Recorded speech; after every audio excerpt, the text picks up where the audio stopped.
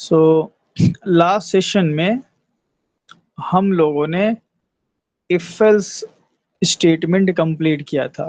जैसा कि मैं अगर पुराना डायग्राम आपको फिर से दिखाऊं तो हम लोगों का ये जावा कंट्रोल स्टेटमेंट चल रहा था, जिसमें हमने डिसीजन मेकिंग में इफ शुरू किया था, जिसमें सिंपल इफ स्टेटमेंट समझाया आपको, इफ एल्स समझाया, इफ एल्स इफ लैडर समझाया और नेस्टेड इफ एल्स भी समझाया। ठीक है। तो ये हम लोगों का कंप्लीट हो चुका है।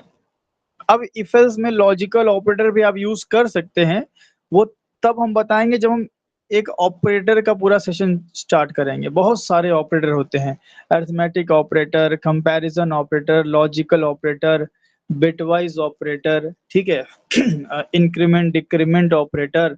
तो वो सब हम लोग बात करेंगे जब हमारा पूरा कंट्रोल स्टेटमेंट पूरा पढ़ लेंगे ना, तो हम ऑपरेटर पे आएंगे। ठीक है।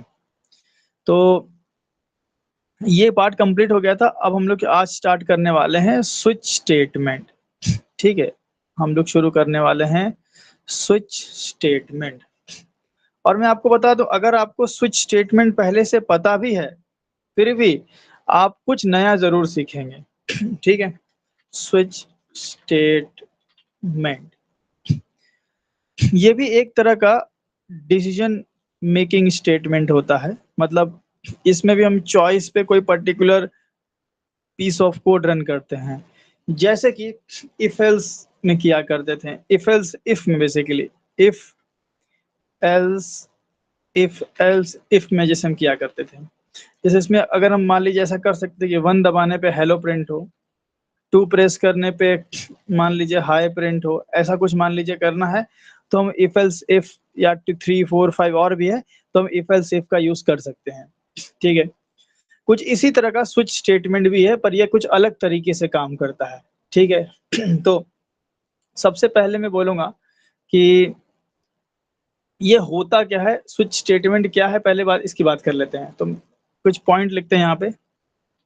It is a statement which is similar, almost similar लिखेंगे, not similar, almost similar like if else if। ये एक स्टेटमेंट होता है जावा में, अदर प्रोग्रामिंग लैंग्वेज में भी पाया जाता है, सी में भी होता है, सी प्लस में भी होता है, पाइथन में भी है। ठीक है। पाइथन में मुझे अभी एक्चुअली ध्यान नहीं आ रहा है कि नहीं है, क्योंकि पाइथन में मुझे छोड़े बहुत टाइम हो गया। पर हाँ, सी प्लस में है, जावा में भी ये है। ठीक है। तो इट इज अ स्टेटमेंट। ठीक है। पाइथन में भी शायद होगा ही मेरे हिसाब से। तो it is a statement which is almost similar like if else if. But but यहाँ पे क्या मसला है, it provides an easy way. It provides, easy नहीं बोलूंगा मैं, it provides an efficient way. Efficient way किस चीज का, एफिशिएंट वे किस चीज का प्रोवाइड करता है? Efficient way to dispatch dispatch execution flow to different part of program. ये सिंपल होता है। अभी आपको अगर ये समझ में नहीं आया तो अभी क्लियर हो जाएगी बात। मतलब सीन कुछ ऐसा है, मैं आपको पेंट में समझा देता हूँ। मान लीजिए ऐसा है कि आप एक आप एक सॉफ्टवेयर बना रहे हो, और उस सॉफ्टवेयर में आपको एक डेटा को इंसर्ट भी करवाना है, रीड भी करवाना है, अपडेट भी करवाना है, डिलीट भी करवाना है। या कैलकुलेटर मान लो, आपने क्या किया, एक नंबर लिया, ठीक है, एंटर नंबर 1, यूजर ने डाल दिया 10। फिर आपने डलवाया कि भाई एंटर नंबर 2, यूजर ने डाल दिया 20। अब इस 10 और 20 के बीच में क्या ऑपरेशन करवाना है, इसके लिए आपने उसको चॉइस दिया, एक मेन्यू बना के दिया। लाइक ऐसा, प्रेस 1 टू ऐड, या press 1 for addition, press 2 for subtraction. ऐसा कुछ हम लोग बना सकते हैं। Press press 3 for multiplication and press 4 for division this. अब ये जो अगर हमें कुछ अगर ऐसा काम करना है तो मैं इसको क्या बोलूंगा, हमने यहाँ क्या बनाया, हम बोल सकते हैं कि I have created a menu here. हमने एक मेन्यू प्रेजेंट किया है यूजर को। अब इस मेन्यू में वो किसी भी एक को on the basis of integer value select कर सकता है, और जो वैल्यू सेलेक्ट करेगा वो ऑपरेशन परफॉर्म हो जाएगा। सपोज इसने टू टू प्रेस किया, एंटर योर चॉइस। अब अपनी चॉइस में इसने टू प्रेस कर दिया, तो टू प्रेस करते ही क्या हो जाएगा भाई, सब्सट्रैक्शन होगा। तो 10 में से 20 गया तो -10, तो आउटपुट क्या आ जाएगा, आउटपुट -10। या हम 3 कर लेते हैं, माइनस माइनस का लफड़ा नहीं लेते हैं। तो 10 और इंटू 20 कितना हो जाएगा, 200। समझ गए बात को। तो ये अगर ऐसा कुछ अगर आपको बनाना है तो आप यूज कर सकते हैं स्विच स्टेटमेंट। यूज कर क्या सकते हैं, आपको स्विच ही यूज करना चाहिए। ठीक है। तो अब यहाँ पे क्या हो रहा है देखिए, मतलब आपने एडिशन का, ये दोनों नंबर के ऐड का एक कोड लिखा होगा, कुछ कुछ लिखा होगा ना, इस दोनों दो नंबर को ऐड करने का कुछ एक छोटा सा कोड लिखा होगा। दो नंबर को सब्ट्रैक्ट करने का भी आपने एक छोटा सा कोड लिखा होगा। ठीक है। फिर इसी तरह इनके लिए भी डेडिकेटेड छोटे छोटे कोड लिखे गए होंगे। बताइए, ये बात मानते हैं आप, इस तरह से होगा, है ना। स्मॉल स्मॉल प्रोग्राम्स बोल सकते हैं, प्रोग्राम नहीं, स्मॉल स्मॉल कोड स्निपेट लिखे हुए होंगे सबके लिए। तो स्विच क्या करेगा, स्विच चूंकि एक डिसीजन मेकिंग स्टेटमेंट है, तो आप जो डिसीजन लेंगे 1 का या 2 का या 3 का या 4 का, जो आप डिसीजन लेंगे उस डिसीजन के हिसाब से एक पर्टिकुलर पीस ऑफ कोड पे आपके कंट्रोल को डिस्पैच किया जाएगा। सपोज 3 दबाएं, तो 3 दबाने पे ये वाला कोड नहीं चलेगा आपका, ये वाला कोड नहीं चलेगा, ना ही ये वाला भी नहीं चलेगा, बल्कि और ये वाला भी नहीं चलेगा। कौन सा चलेगा, ओनली ये वाले कोड पे डिस्पैच होगा। यही हमने यहाँ लिखा है कि it is a statement which is almost similar like if else if, but it provides an efficient way to dispatch execution flow to different part of program. ठीक है, ये डिफरेंट पार्ट्स ऑफ प्रोग्राम है, ये कई सारे parts हैं। अब इनमें से किसी पे अगर आपको कंट्रोल फ्लो डिस्पैच करना है तो आप स्विच के थ्रू कर सकते हैं, आप इफ एल्स इफ के थ्रू भी कर सकते हैं, पर स्विच के थ्रू ये ज्यादा एफिशिएंट होगा। पता, ये इतनी बात क्लियर हुई जो हमने यहाँ बताया है।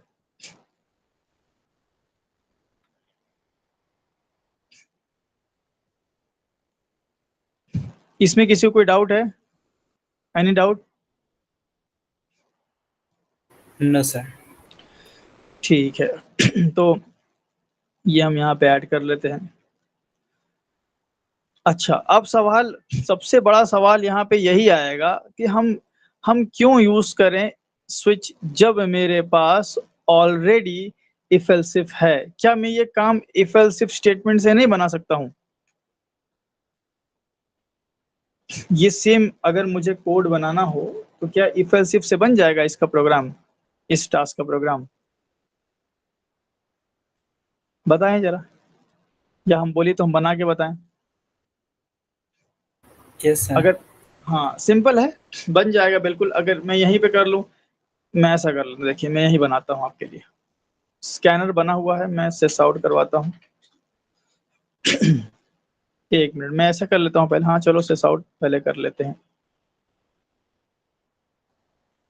सबसे पहले हम क्या करेंगे, यहाँ पे नंबर 1 लेंगे, एंटर नंबर 1। ये नंबर 1 ले लिया।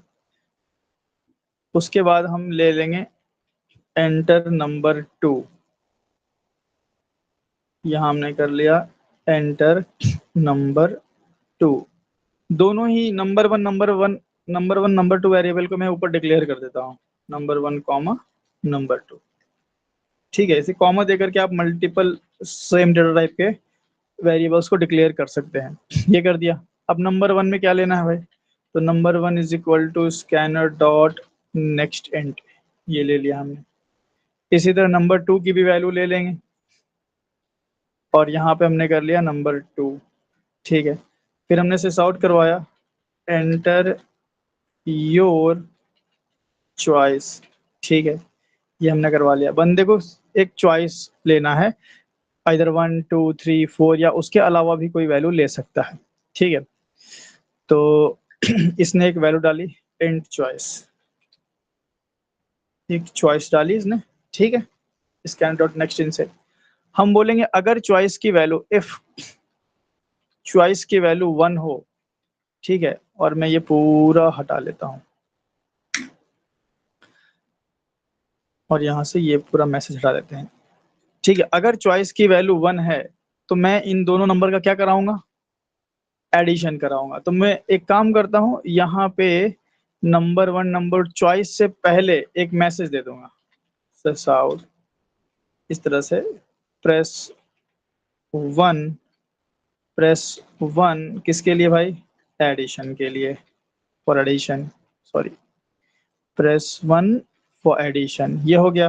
फिर मैं स्लैश एन कर लेता हूँ, slash n for new line ना, अगर आप बीच के स्ट्रिंग्स में अगर न्यू लाइन लेना चाहते हैं तो press 2 for subtraction, slash n new line करेंगे हम, press 3 for, press 3 for multiplication and slash n ले लेंगे हम, एंड प्रेस 4 फॉर डिवीजन, ये हमने लिया।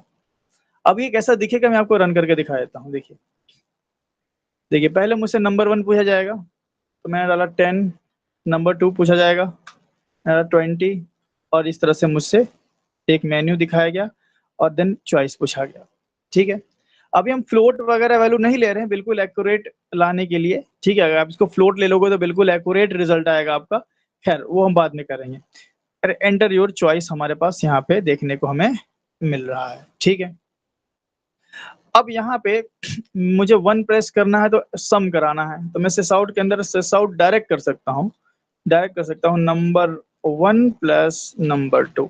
ऑब्वियसली आप यहाँ पे एक तीसरा वेरिएबल बना के दोनों में सम भी डाल सकते थे कि int result is equal to number 1 plus number 2, और फिर आप उस रिजल्ट को प्रिंट करते, बट अननेसेसरी हम एक वेरिएबल को यूज नहीं करना चाह रहे हैं, इसलिए हम डायरेक्ट अंदर ही सिस आउट कर देते हैं, और इससे पहले मैं एक दे दूंगा आउटपुट। देखिए यहाँ पे बहुत काम की चीज हो रही है, यहाँ पे क्या हो रहा है, देखिए मैं उससे साउट किया हूँ, मैं आपको दिखा देता हूँ पहले रन करके। मैंने रन किया, नंबर 1 मैंने डाला 10, ठीक है, नंबर 2 डाला मैंने 20 और प्रेस में किया 1, तो 1 प्रेस करने पे चॉइस की वैल्यू कितनी आई, 1 आई, 1 पे इफ चला और यहाँ पे आपको आएगा रिजल्ट आपका कुछ इस तरीके से। अब ये बताइए आउटपुट 1020 क्यों आया, कोई बता सकता है एनीवन? Sir string concatenation. हाँ, यहाँ पे कॉन्कैटिनेशन हो गया। एक्चुअल में क्या हुआ, देखिए जावा किस तरह से, जावा ने क्या समझा, जावा का प्रोग्राम अप टू डाउन और लेफ्ट टू राइट चलता है, ठीक है, लेफ्ट टू राइट। तो इंटरनली यहाँ पे क्या हुआ, पहले आउटपुट और नंबर 1 ऐड हुए हैं। अब ये जो आउटपुट है ये कोई डिजिट तो है नहीं, ये कोई नंबर तो ही नहीं कि जो नंबर में प्लस हो जाए। तो जब भी एक स्ट्रिंग के साथ दूसरी स्ट्रिंग प्लस की जाए, या एक स्ट्रिंग, इसको बोलते हैं हम लोग स्ट्रिंग, जो भी डबल कोट में होता है उसको स्ट्रिंग बोलते हैं। ये अलग से टॉपिक भी है, आगे चल के पढ़ेंगे। तो अभी तो सिंपल स्ट्रिंग मतलब कुछ भी आपको ऐसे नाम वगैरह ऐसा कुछ दिख जाए।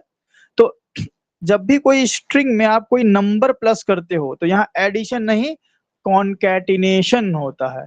तो यहाँ पे क्या हो गया, कॉन्कैटिनेशन हो गया। तो चूंकि लेफ्ट टू राइट पहले होता है तो पहले इतना कॉन्कैटिनेट हो जाएगा, ये कॉन्कैटिनेट हो जाएगा, तो क्या बन जाएगा आउटपुट, और नंबर 1 मेरा क्या था 10, तो सबसे पहले बना, ये बना आउटपुट, स्ट्रिंग में जो भी है, फिर कोलन था, फिर स्पेस था, ये आपकी स्ट्रिंग हो गई, और इस पे कॉन्कैटिनेट हो गया 10।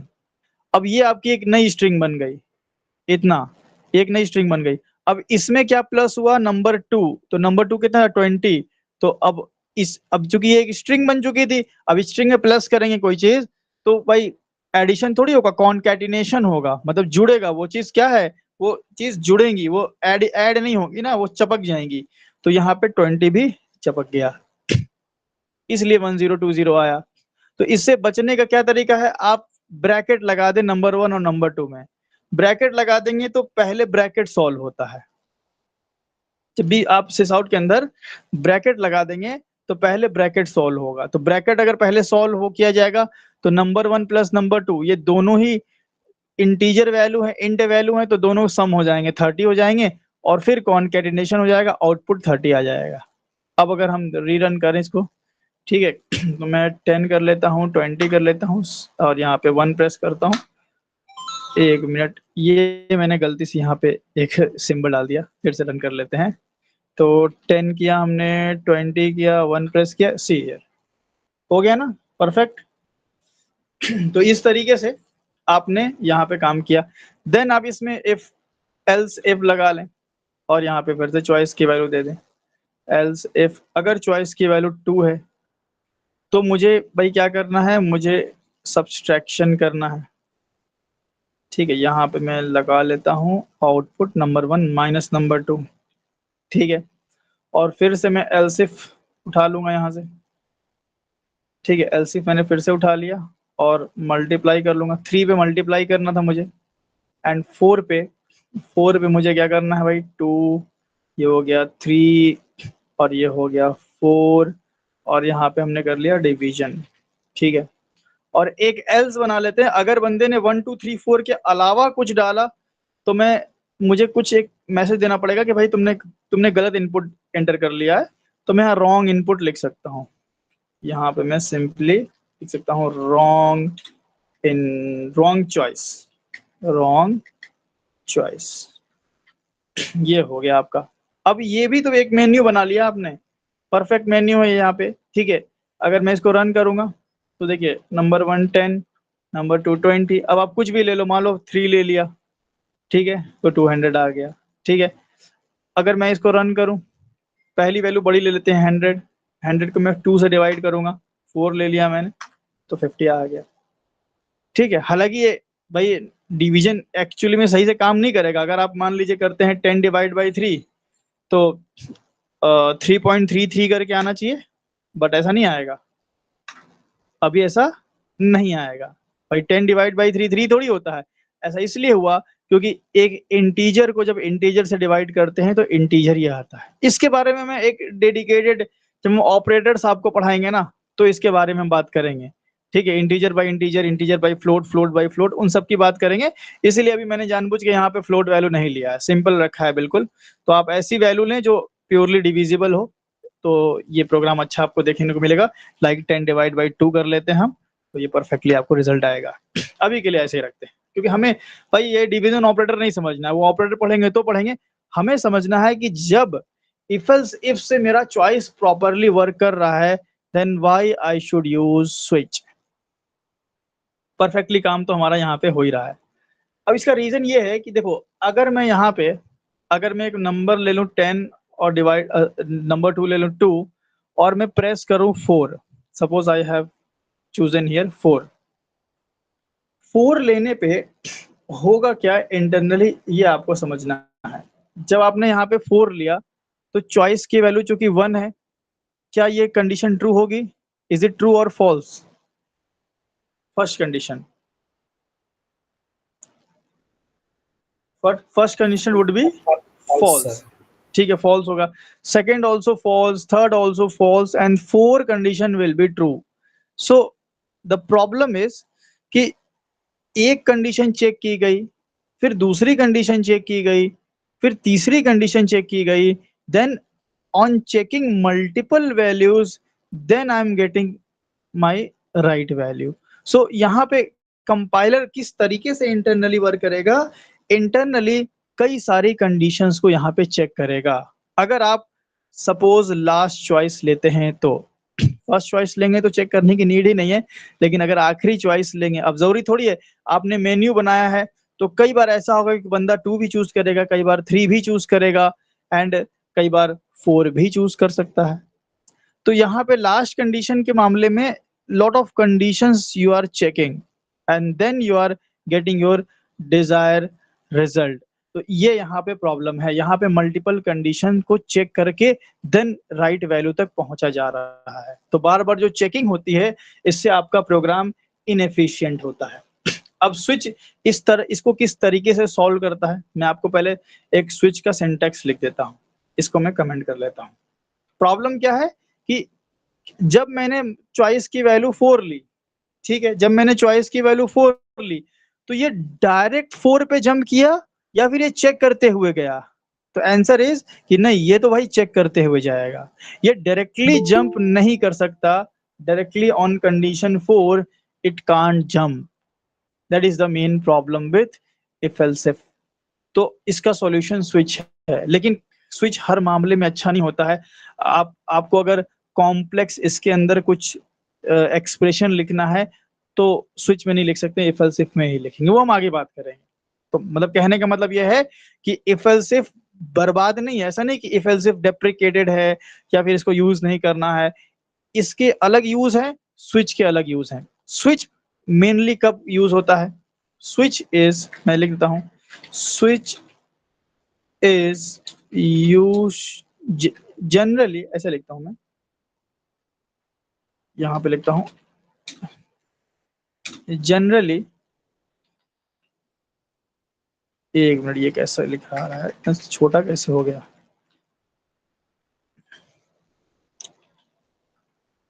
हाँ, generally switch is used to create menu.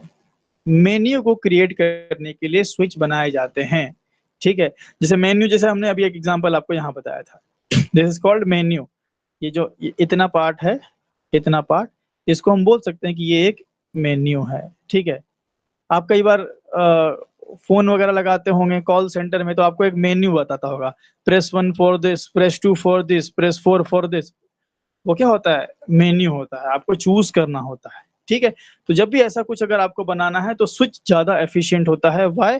Because switch क्या करता है, कोई कंडीशन आप जो लोगे वो मल्टीपल चेक नहीं करेगा, डायरेक्टली वहां पे जंप करेगा, ठीक है। अब वो कैसे होता है, वो हम इंटरनली गेम होता है, वो मैं आपको बता दूंगा अभी कि एक्चुअली में क्या होता है इंटरनली। तो स्विच का पहले सिंटेक्स समझ लें। तो स्विच यूज क्यों होता है? जनरली मेन्यू क्रिएट करने के लिए होता है, ठीक है।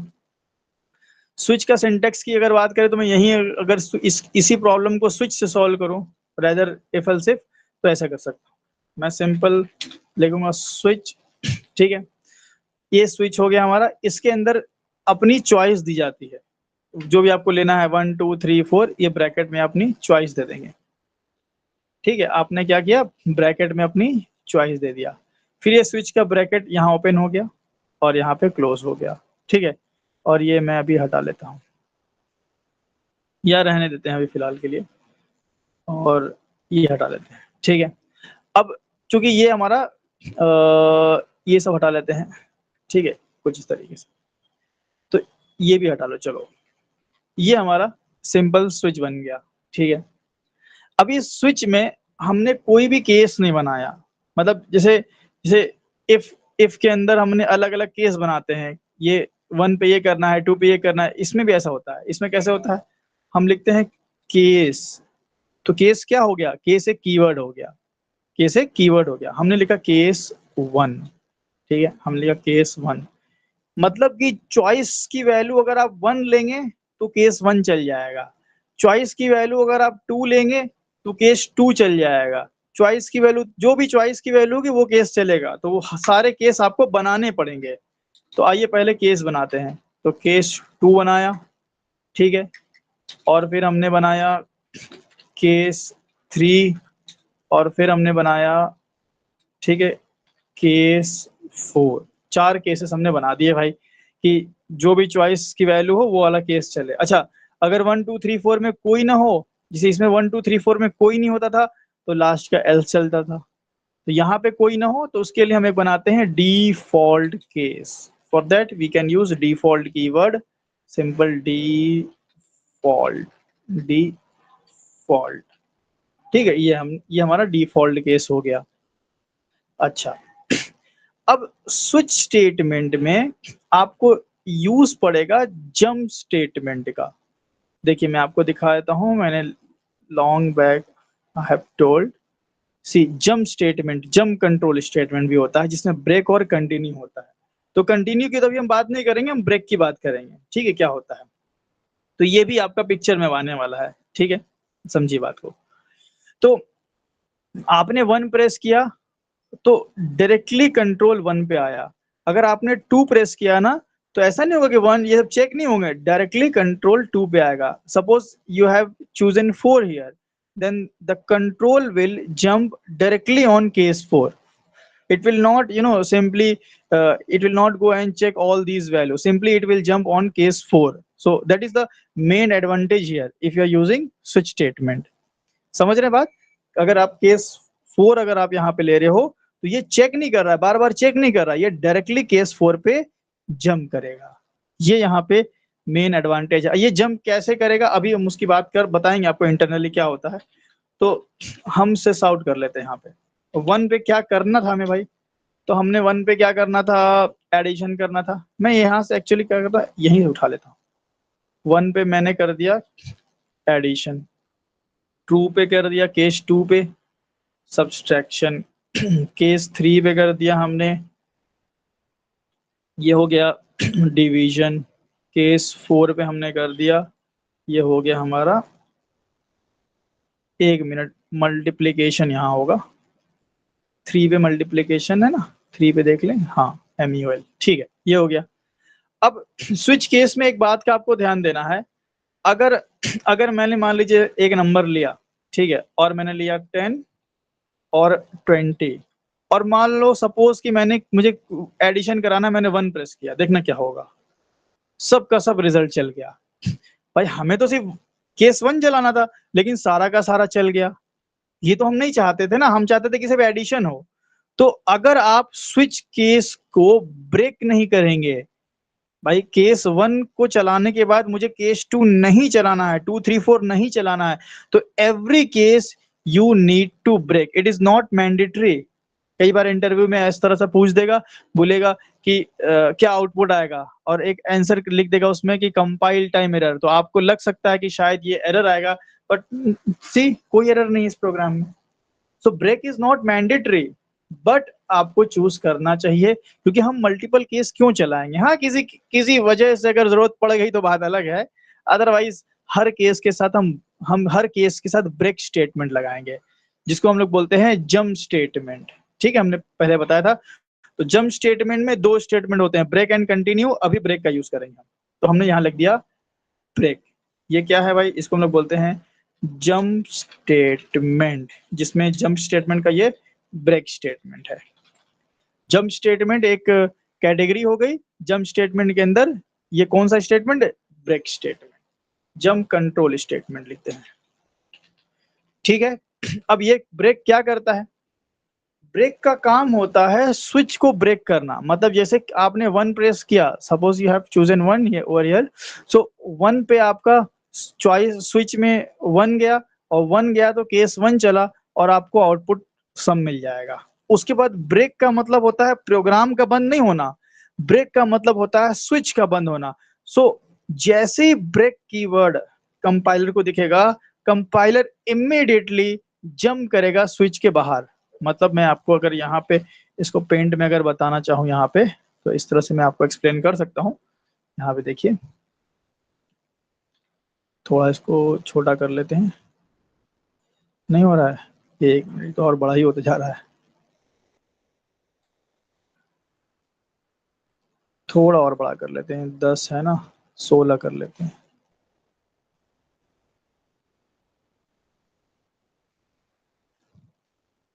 हाँ देखिए, यहाँ पे मैं आपको समझाता हूँ।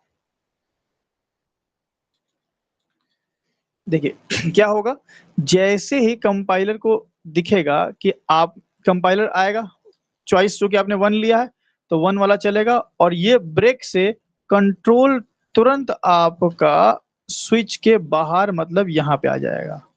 अब यहाँ पे अगर आपने स्विच के बाद अगर आपने नेक्स्ट लाइन में कोई स्टेटमेंट अगर लिखा है तो वो एग्जीक्यूट होगा। कुछ इस तरीके से काम करता है ना यहाँ पे। तो कंट्रोल जैसे ही ब्रेक स्टेटमेंट आएगा स्विच के बाहर, सपोज स्विच के बाहर हमने लिखा है सिस आउट एग्जिट, तो ये एग्जिट प्रिंट हो जाएगा। देखिए मैं आपको दिखाता हूँ, रन किया हमने और यहाँ पे 10 लिया, 29 ले लिया, चलो ठीक है, और 1 प्रेस करेंगे तो 1 पे आउटपुट आपको आएगा और एग्जिट हो जाएगा। मतलब कि 2 3 4 तो चले ही नहीं। क्यों नहीं चले, because I have using I have used here what break statement. ठीक है, ये आप समझ गए। और आपको इसी तरह ये ब्रेक स्टेटमेंट हर जगह लगा लेना है, 2 में भी लगा लेना है, ठीक है, 3 में भी आपको लगा लेना है, और 4 में भी आपको लगा लेना है। डिफॉल्ट केस में हम क्या बनाएंगे भाई? डिफॉल्ट केस में हम बना सकते हैं, यहाँ पे ये वाला लिख लेते हैं, रॉन्ग चॉइस। ये डिफॉल्ट केस क्या होता है? जब कोई आपका केस, कोई केस की वैल्यू मैच नहीं करेगी तो कंट्रोल डायरेक्टली डिफॉल्ट पे जंप करेगा। सपोज दैट हमने अगर यहाँ ले लिया 10, 20 और 29 और हमने ले लिया 5, तो ऐसा नहीं होगा कि एक एक वैल्यू चेक हो रही है, नो, डायरेक्टली क्या हो रहा है, 5 डिफॉल्ट पे जंप करेगा। सी हियर, यहाँ पे डायरेक्टली 5 डिफॉल्ट पे जंप हुआ, आपको रॉन्ग चॉइस मिली, और इसके बाद ब्रेक लगाने की नीड नहीं है, क्योंकि स्विच का ब्रैकेट बंद होगा तो वैसे भी स्विच बंद ही होने वाला है, तो you need not to use break statement over here, simple switch बंद and then you will get exit and that's it. समझ गए? ब्रेक का यूज यहाँ पे क्लियर हुआ? यस सर, क्लियर है। अब बहुत सारी बातें स्विच के बारे में हमें जाननी है अभी। सबसे पहली बात तो ये है कि क्या मैं स्विच के अंदर सिर्फ इंट वैल्यू यूज कर सकता हूं? तो ऐसा नहीं है। क्या क्या आप स्विच के केस में क्या क्या वैल्यू यूज कर सकते हो? ठीक है, क्या क्या वैलिड वैल्यूज हो सकती हैं, इनके बारे में हम पहले बात कर लेते हैं।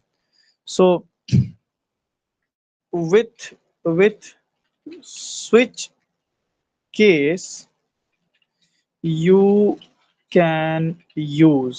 you can use byte, short, byte आप यूज कर सकते हो, शॉर्ट कर सकते हो, एंड कर सकते हो। लॉन्ग का एक बार मैं चेक करना चाहूंगा, लॉन्ग होगा कि नहीं। तो मैं यहाँ पे लॉन्ग वैल्यू ले लेता हूँ और इसको कर लेता हूँ नेक्स्ट लॉन्ग, ठीक है।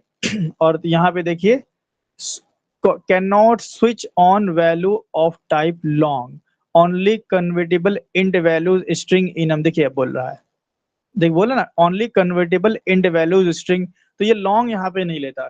तो मुझे ध्यान था कि long नहीं लेता, इसीलिए मैं यहाँ नहीं लिखा। चेक कर लेते हैं एक बार। तो लॉन्ग टाइप के डेटा में ये वर्क नहीं करेगा स्विच, तो किस पे करेगा भाई? आप बाइट, शॉर्ट, इंट पे चेक कर सकते हैं, बिल्कुल ये करेगा। तो प्रिमिटिव में ये हो गया।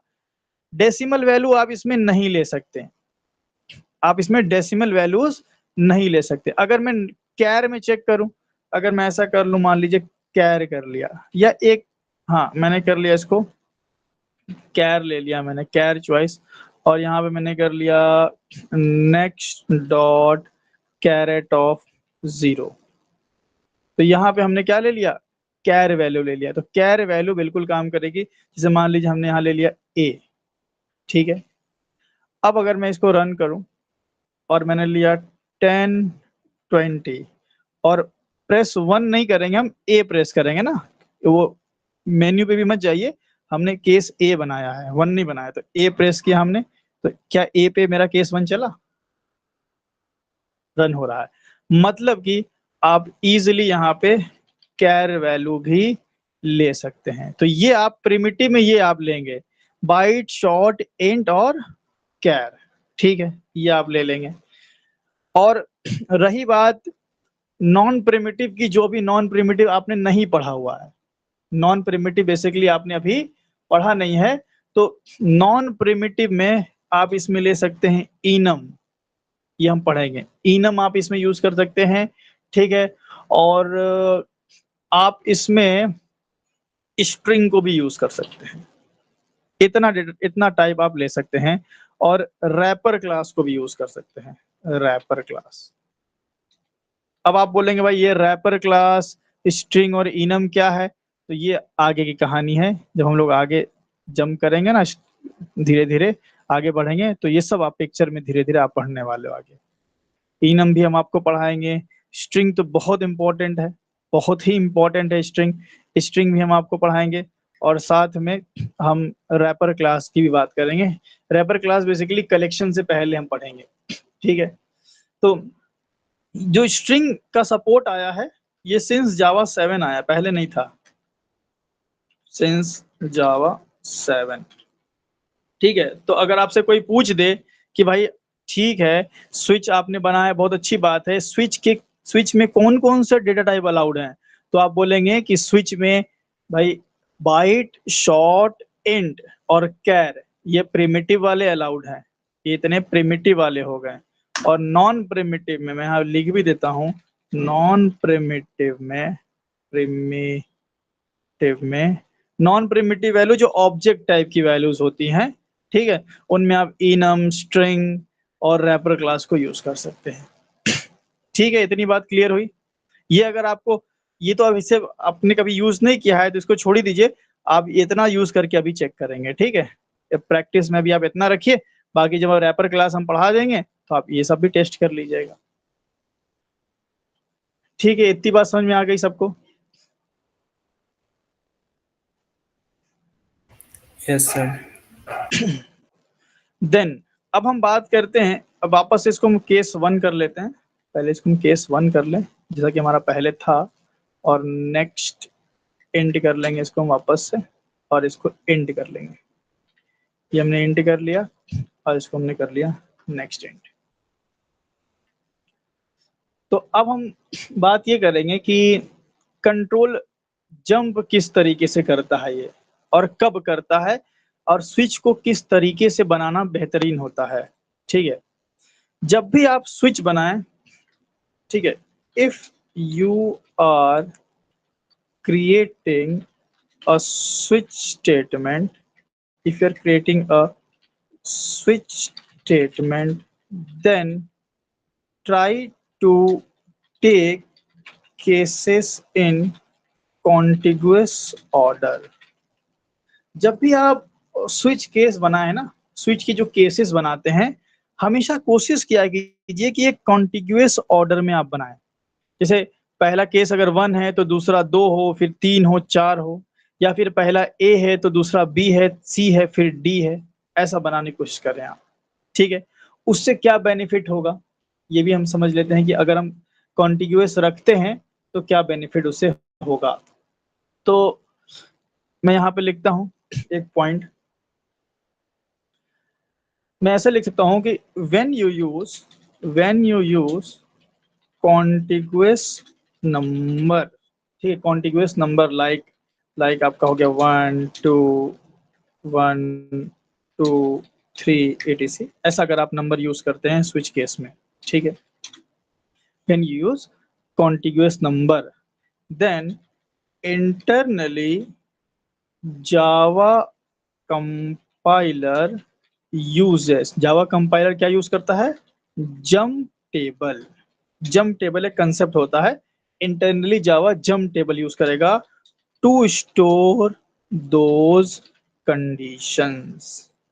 जो कंडीशन आपने लिया है, अगर आपने कंटिन्यूअस कंडीशन लिया है लाइक 1 2 3 4, तो इनको जब कंपाइल किया जाएगा तो कंपाइलर इन नंबर्स को स्टोर करेगा, इनमें जंप टेबल के अंदर स्टोर करेगा। एंड इसी जंप टेबल की मदद से कंपाइलर, इसी जंप टेबल की मदद से इजीली कंपाइलर हमारे केसेस पे जंप कर पाता है। तो मैं यहाँ लिख सकता हूँ कि to store those conditions and then control control will directly jump on the case which you want to execute। समझ गए बात को? तो मैं फिर से बताता हूं कि अगर केस आप बना रहे हैं तो try to take these cases in contiguous order like 1 2 3 A B C. ऐसा लेंगे तो क्या बेनिफिट होगा? कंपाइलर इन केसेस को, internally Java compiler uses jump table, इन केसेस को स्टोर करने के लिए जंप टेबल का यूज करेगा। और जंप टेबल में जब ये केसेस स्टोर हो जाएंगे, देन आपका जो कंट्रोल होगा वो डायरेक्टली जंप होगा, ना कि चेक होगा। चेक होता ही नहीं, डायरेक्टली जंप होता है। तो यही मैंने लिखा है, when you use contiguous number like 1 2 3, then internally Java compiler uses jump table. अगर आप कंटिग्यूअस नंबर यूज नहीं करेंगे तो जावा कंपाइलर जंप टेबल नहीं यूज कर पाएगा। तो आप कंटिग्यूअस नंबर यूज करने की कोशिश करना चाहिए। ठीक है, तो the internally Java compiler uses jump table to store those conditions and then control will directly jump on the case which you want to execute. 4 करना चाहते हैं तो डायरेक्ट 4 पे जंप होगा, 3 करना चाहते हैं डायरेक्ट 3 पे जंप होगा। ठीक है, तो कंटिग्यूअस हम यूज करेंगे। लेकिन अब यहाँ पे एक और मसला, अगर हम कंटिग्यूअस यूज ना करें तो ये रीजन है, देखिए कि एफिशिएंट है। मैंने जो पहला लाइन लिखा है कि it is almost similar like if else but it provides an efficient वे। तो मैं ये भी लिख सकता हूँ कि and that is why it is more efficient then if else. अच्छा, मान लीजिए ऐसा हो जाए कि हम कंटिग्यूअस यूज न कर पाए, तो क्या ये इफ एल्स इफ से एफिशिएंट नहीं होगा? क्या तब ये जंप नहीं करेगा? ऐसा नहीं है, तब भी जंप करेगा। ठीक है, मैं यहाँ लिखता हूं for non contiguous, for non contiguous, for non contiguous case या केसेस। अगर आपके केसेस नॉन कंटिग्यूअस है या वैल्यूज, केस की वैल्यूज नॉन कॉन्टिग्यूअस हैं, तो क्या होगा? तो देन कंपाइलर विल यूज, क्या यूज करेगा? कंपाइलर इंटरनली यूज करेगा। आइदर एक कंसेप्ट होता है हमारा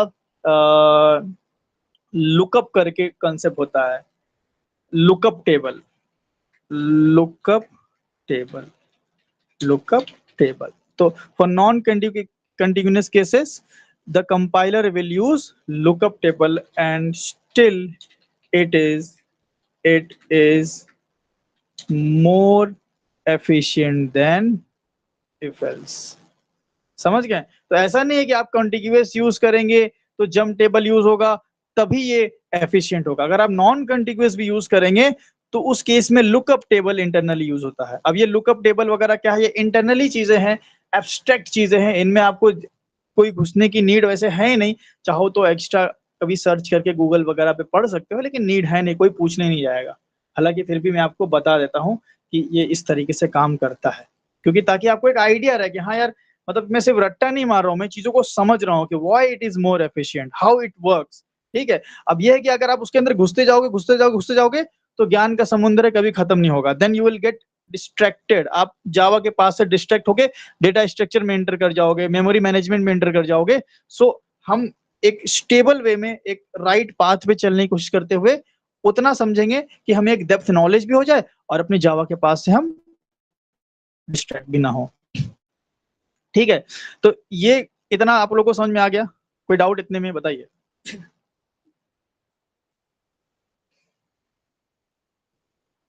नो सर। ठीक है, बाकी और भी बहुत कुछ होता है।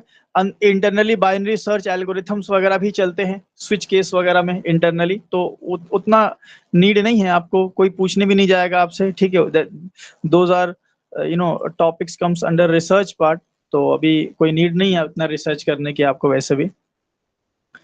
चलिए, ये इतना हो गया। ठीक है, अब हम लोग समझेंगे कि ठीक है, ये सब बात समझ में आ गई और ये समझ में आ गया कि इफ एल्स इफ से एफिशिएंट है स्विच, तो किस केस में अब हम स्विच यूज करें भाई? अब ये भी तो हमें जानना चाहिए कि ठीक है, आपने इतनी सारी प्रॉब्लम्स बता दी कि स्विच की ये मतलब इतने सारे बेनिफिट बता दिए स्विच के कि हम स्विच करेंगे तो भाई एफिशिएंट हो जाएगा, स्विच हम यूज करेंगे तो जंप टेबल यूज होगा, ऐसा वैसा। ठीक है, तो स्विच स्विच छोड़ के हम इफ एल्स इफ कब यूज करें? तो मैं आपको बता दूं कि if else if is useful in many cases, बहुत सारे केसेस में ये स्टिल यूजफुल है। For example complex expression. ठीक है, कॉम्प्लेक्स एक्सप्रेशन। अच्छा, इससे पहले अगर मैं आपको ये बता दूं कुछ पॉइंट्स जो कि बहुत इंपॉर्टेंट है। ठीक है, कुछ पॉइंट्स ऐसा, जैसे मान लीजिए ये केस 1 है, तो मैं ऐसा नहीं लिख सकता केस 1 और 2। ये देखिए, मतलब स्विच के केस में हम कोई ऑपरेटर्स वगैरह यूज नहीं कर सकते हैं। ये या तो लिटरल होगा, अब लिटरल चूंकि नॉन प्रिमिटिव में होता है, स्ट्रिंग लिटरल, जैसे ये कोई ऐसा हो सकता है, केस ऐसा हो सकता है राजू, ठीक है। अब ये the mismatch string to end, अब इसके लिए मुझे अलग से बनाना पड़ेगा राजू केस। चलिए मैं इसको अलग से बना के आपको बता दूंगा। अभी मैं फिलहाल के लिए ऐसा रखता हूँ, 1 रखता हूँ मान लीजिए। अब ये बताइए 1 क्या है, इज इट कांस्टेंट और नॉट? ये कांस्टेंट वैल्यू है ना, यस सर। ये कांस्टेंट वैल्यू। अब मैं अगर यहाँ पे एक स्ट्रिंग ले लूं, अगर एक string k is equal to, string आपने पढ़ा नहीं अननेसेसरी, फिर कंफ्यूजन क्यों मैं क्रिएट कर रहा हूँ, रहने दो स्ट्रिंग। ठीक है, स्ट्रिंग पढ़ाएंगे तो स्ट्रिंग चेक कर लेना आप। तो केस में आप कांस्टेंट वैल्यू दे सकते हो या लिटरल्स दे सकते हो, ये मैं अभी लिख देता हूँ। लिटरल्स आपको अभी नहीं पता है, लेकिन आगे चल के आपको समझ में आ जाएगा। इन, मैं यहाँ पे लिखता हूँ स्विच केस में, इन बहुत छोटा हो गया ये, मैं थोड़ा सा जूम कर लेता हूँ। इन या case value of switch must be either literals और कांस्टेंट। लिटरल्स मतलब कोई स्ट्रिंग वगैरह आप ले रहे हैं या फिर कांस्टेंट ले रहे हैं। अभी आप लिटरल्स को छोड़ दें, कांस्टेंट वैल्यू तो आप देख पा रहे हैं कि भाई ये सब कांस्टेंट वैल्यू है। तो स्विच जब आप यूज करेंगे ना, जब आप स्विच यूज करेंगे तो आपको सिर्फ कांस्टेंट वैल्यू ही देना है या लिटरल्स देना है। लेकिन जब आप ये यूज करेंगे ना इफ एल्स इफ लैडर, इसमें बेनिफिट क्या है? अब देखिए इसका बेनिफिट देखिए, इसमें मैं मल्टीपल चॉइसेस को कंबाइन कर सकता हूं। अगर 1 पे भी मुझे ऐड करना है और 11 पे भी मुझे ऐड करना है, तो मैं यहाँ पे और ऑपरेटर यूज करके चॉइस इज इक्वल टू 11 कर सकता हूँ। आप बोलेंगे और ऑपरेटर आपने पढ़ाया नहीं है, हम ये नहीं बोले आपको समझना है, मैं सिर्फ आपको दिखा रहा हूँ कि इस तरीके से यहाँ पे कॉम्प्लेक्स एक्सप्रेशन लिखे जा सकते हैं। मैं इसमें पूरे होल में मैं नॉट ऑपरेटर यूज कर सकता हूँ, पूरे होल में मैं नॉट ऑपरेटर यूज कर सकता हूँ। मैं यहाँ पे ऐसा भी कर सकता हूँ कि चॉइस इनटू चॉइस कर दिया, लो भाई, यहाँ पे मैं मल्टीप्लीकेशन भी कर सकता हूँ। समझ रहे हैं? मतलब इफ के अंदर एक कॉम्प्लेक्स एक्सप्रेशन लिखा जा सकता है, केस में, स्विच केस में ऐसा पॉसिबल नहीं है। अगर आपको ये एक्सप्रेशन समझ में नहीं आता कोई दिक्कत नहीं है, सिर्फ देख लो कि इफ में कोई कंपाइल टाइम एरर भी नहीं आ रहा है, कोई क्रॉस नहीं आ रहा है, मतलब कि ये बिल्कुल वैलिड कोड है। तो ये बेनिफिट है इफ एल्स इफ का। अगर आप if else if ladder use कर रहे हैं फॉर कॉम्प्लेक्स एक्सप्रेशन तो बहुत अच्छी चॉइस है आपके लिए, क्योंकि इसमें आप कर ही नहीं पाएंगे। तो अगर आपको कॉम्प्लेक्स कॉम्प्लेक्स एक्सप्रेशंस लिखने हैं, कंडीशंस बनानी है, तो आप इफ एल्स इफ का यूज करेंगे। और सिंपल भाई मेन्यू क्रिएट करना है तो स्विच के पास। तो ये जो काम है वो स्विच से नहीं हो सकता। और क्या स्विच से नहीं हो सकता? स्विच फ्लोट वैल्यू पे काम नहीं करती, और इफ एल्स इफ में आप फ्लोट वैल्यू पे काम कर सकते हैं। तो वही मैं यहाँ लिख रहा था कि कॉम्प्लेक्स एक्सप्रेशन, और मैं नॉन सपोर्ट ऑफ, मैं यहाँ लिख देता हूँ support non decimal non decimal values. तो भाई जो हमारा सर स्विच है वो, वैलिडेशन रेजेक्स, जी वैलिडेशनमा इफ इल्स नहीं हो। Sorry validation what? we I use didn't get you. we use if else statement in data validation sir. हाँ एग्जैक्टली, वी कैन यूज, हाँ डेटा वैलिडेशन में यूज होता है। मींस डेटा वैलिडेशन में, हाँ सही आपने एक एग्जांपल दिया। डेटा वैलिडेशन में हम क्या करते हैं, यहाँ पे लेंथ वगैरह चेक करते हैं, स्ट्रिंग की लेंथ चेक करते हैं यहाँ पे। फिर हम डेटा टाइप को कई बार चेंज करते हैं, कई बार स्ट्रिंग को हम स्ट्रिंग नंबर्स को हम इंट में कन्वर्ट करते हैं, टाइप कन्वर्जन कर सकते हैं। तो इसके अंदर आप टाइप कन्वर्जन कर सकते हो, इसके अंदर आप डेटा वैलिडेशन के लिए स्ट्रिंग की लेंथ वगैरह फाइंड कर सकते हो। वो सब हम आगे चल के आप सीखोगे, जैसे जैसे हम आगे बढ़ेंगे ना, हम इफ के अंदर कॉम्प्लेक्स कॉम्प्लेक्स चीजें लिखेंगे। लेकिन चूंकि अभी बिगनर स्टेज पे हैं हम लोग, ठीक है, और बहुत सारे लोग भी हैं जो रिकॉर्डिंग से जो देखते हैं, तो बहुत लोग हैं जिनका फर्स्ट टाइम जावा है, तो हम इसलिए कॉम्प्लेक्स नहीं कर रहे हैं चीजों को, पर अभी समझा रहे हैं कि इसके अंदर कॉम्प्लेक्स चीजें लिखी जा सकती है, जो कि हम धीरे धीरे आगे लिखेंगे भी, जो कि स्विच से पॉसिबल नहीं होता। और दूसरी चीज, स्विच में हम नॉन डेसिमल वैल्यू यूज नहीं कर सकते, और हम इफ के अंदर यूज कर सकते हैं। तो जब हमें इफ का यूज पड़ेगा हम इफ यूज करेंगे, जब मुझे मेन्यू बनाना होगा हम स्विच का यूज करेंगे। हाँ कई कई बार एकदम सिंपल कंपैरिजन है, सिंपल स्टेटमेंट के लिए भी इफ एल्स इफ यूज किया जाता है। जैसे मान लीजिए कि 2 ही 3 कंडीशन है, इफ अगर ये, एल्स अगर ये, इफ एल्स है तो इफ एल्स यूज करेंगे, या 2-3 कंडीशन में हम स्विच यूज नहीं करते, 2-3 कंडीशन में if else if he use कर सकते हैं, ज्यादा बेनिफिट है हमें। हाँ, अगर लंबा चौड़ा अगर मेन्यू है तो ये ज्यादा बेनिफिट करेगा। तो कई बार बिल्कुल सिंपल स्टेटमेंट होता है तो हम इफ एल्स इफ का यूज कर लेते हैं, हम कहाँ जाएं भाई स्विच वगैरह बनाने, उसको आसान करने के लिए हम यूज कर लेते हैं इफ एल्स इफ। मैं यहाँ लिख देता हूँ सिंपल स्टेटमेंट के लिए, स्टेटमेंट, सिंपल स्टेटमेंट, जैसे कि 2-3 वैल्यू ही चेक करानी है आपको, 2-3 वैल्यू ही चेक करानी है तब। चलो इसको मैं वापस से कमेंट कर लेता हूँ। ठीक है, इतनी बात समझ में आ गई आप लोग को? हाँ, एक और बात मैं बताऊंगा कि केस की जो वैल्यूज है वो यूनिक होनी चाहिए। ऐसा नहीं कि मैं केस फॉर इसको बना दूं, केस फॉर इसको बना दूं, तुरंत आपको कंपाइल टाइम एरर देखिए यहाँ पे दिख रहा है, डुप्लीकेट केस। तो ये भी आप यहाँ पे मैं पॉइंट लिख देता हूँ कि ये क्या, case value off switch must be either literal और कांस्टेंट। ठीक है, कांस्टेंट। और एक पॉइंट हम लिखेंगे कि case value must be unique, must be unique. भाई केस वैल्यू क्या होना चाहिए, यूनिक होना चाहिए। ठीक है, बाकी बात तो हमने आपको सारी बता ही दी है। ठीक है, तो ये रहा हमारा पूरा स्विच की जानकारी। इसके बाहर आपको स्विच से कोई कुछ नहीं पूछ सकता, क्योंकि जितनी बातें स्विच के बारे में है हमने आपको सारी बता दी। स्विच किससे बनेगा, स्विच के अंदर कौन कौन से डेटा टाइप अलाउड हैं, ठीक है, स्विच के अंदर केसेस क्या बनाने के क्या रूल्स हैं, ठीक है, और किस तरीके से ये एफिशिएंट है, इंटरनली कैसे काम करता है, वो सारी बात हमने आपको बता दी। ठीक है, नाउ क्लियर?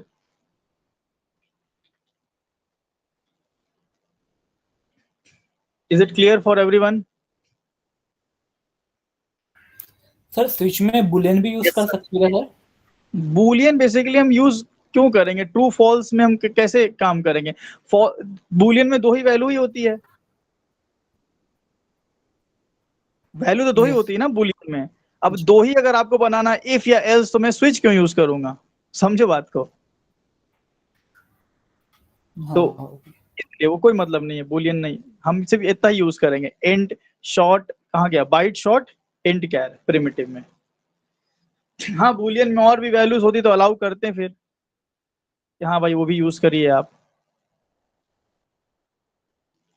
चलिए, प्रोग्राम में बहुत छोटा कर दिया हूँ, आप ये जूम कर लीजिएगा नोट्स को ना, तो आपको ये दिखेगा, अपने हिसाब से इसको एडिट कर लीजिएगा ये नोट्स को।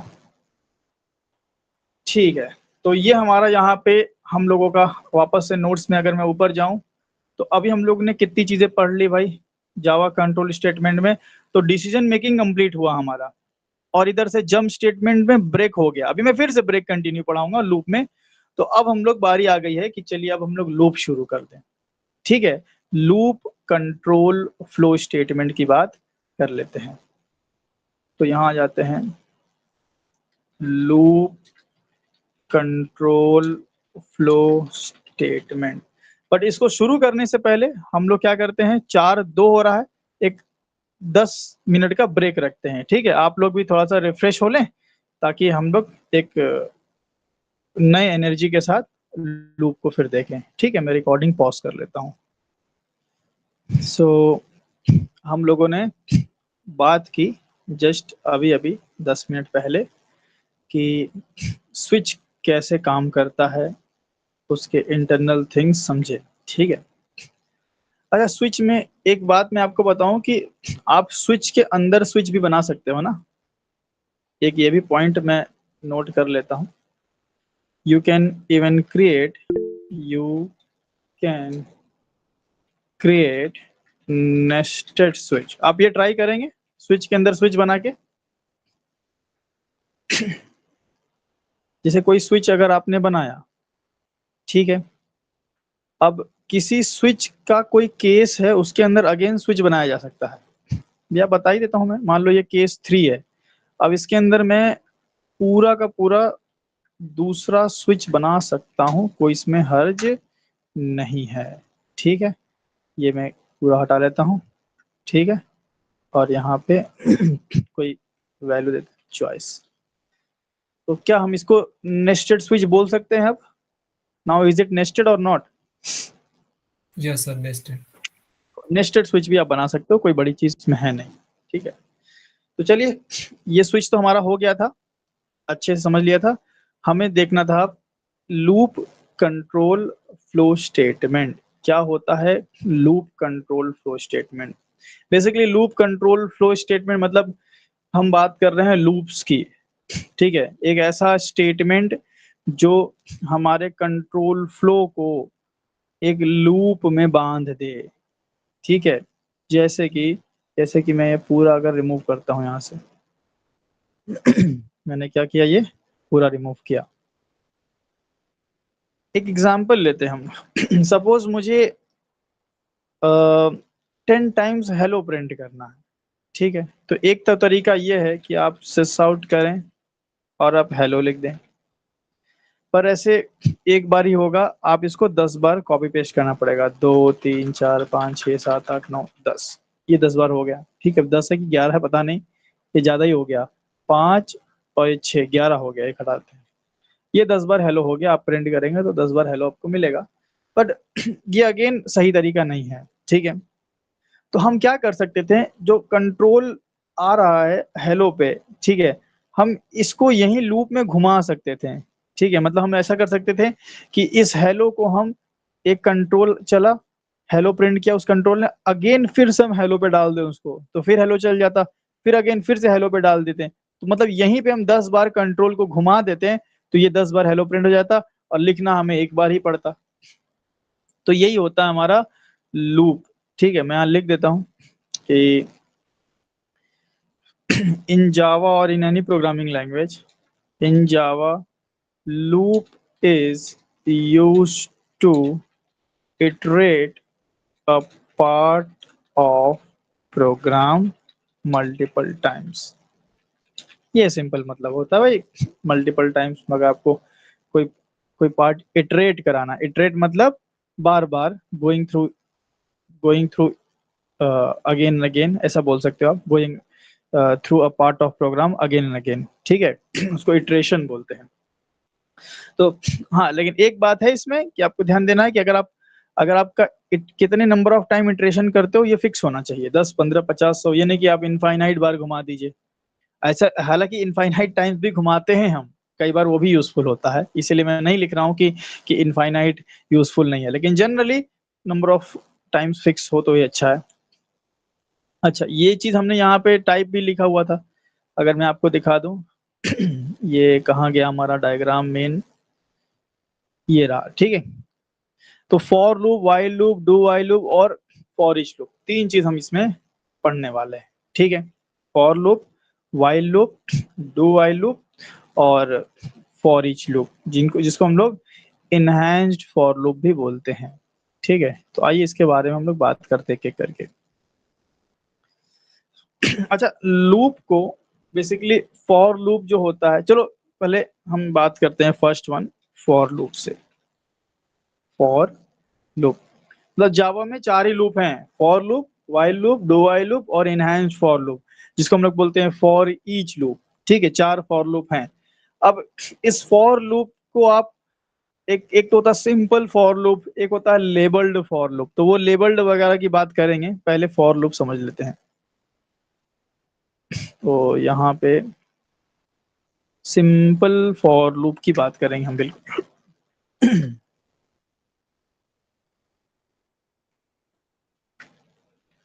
तो एक फॉर लूप पहले मैं आपको बनाता हूं। देखो फॉर लूप क्या है कि भाई, आपको इस हेलो को बार बार again and again, again and again print करना है, तो आप फॉर लूप का यूज कर सकते हो, आप वाइल का भी यूज कर सकते हो, ठीक है।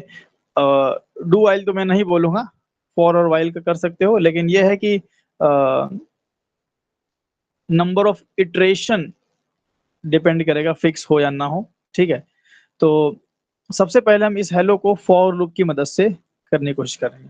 तो हमने बनाया फॉर, कैसे करेंगे हम, फॉर लिखेंगे और यहाँ पे एक लिखेंगे int I is equal to 1, फिर हमने लिख दिया I less than equal to 10 और हमने लिख दिया आई प्लस प्लस। अभी मैं एक एक लाइन समझाऊंगा इसकी आपको, ठीक है। अभी बस पहले आप सिंटेक्स देख लें, ये हो गया, ठीक है। देखो, फॉर लूप जब भी आप बनाओगे, ठीक है, आप ये ध्यान देंगे कि आपको लूप कितनी बार चलाना है, नंबर ऑफ इटरेशन जो होता है, कितनी बार आपको लूप चलाना है, ये फिक्स होना चाहिए। ठीक है, जब अगर नंबर ऑफ इटरेशन फिक्स है तो आप फॉर लूप यूज करेंगे। फॉर लूप क्योंकि मल्टीपल लूप है हमारे पास, तो ये जानना बहुत जरूरी है कि कब कौन सा लूप यूज करेंगे।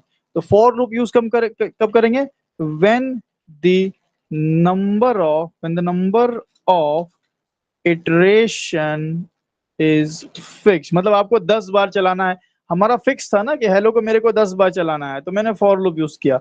अगर मुझे पता नहीं होता कि हेलो को कितनी बार प्रिंट कराना है, वो बेस्ड ऑन सम कंडीशन होता, तो फिर हम वाइल लूप का यूज करते हैं। वाइल लूप में नंबर ऑफ इटरेशन फिक्स नहीं होता है। ठीक है, तो जब नंबर ऑफ इटरेशन फिक्स नहीं होता है तो वाइल लूप का यूज, मतलब हमें वाइल लूप का यूज करना चाहिए। लेकिन जब नंबर ऑफ इटरेशन फिक्स होता है, मैं मुझे बोला कि भाई 10 बार चलाने का है, तो फॉर लूप यूज करेंगे। अब इसके सिंटेक्स को समझो, पहले प्रिंट करा के दिखा देते हैं।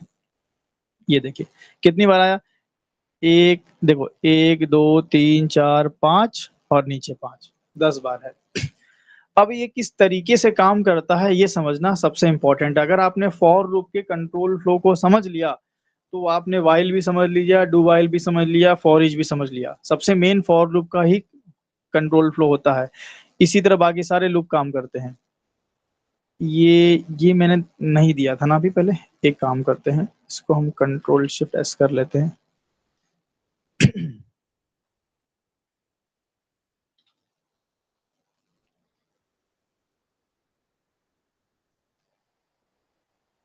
इसको कहाँ लगाया जाए, चलो इसको हम यहीं लगा लेते हैं।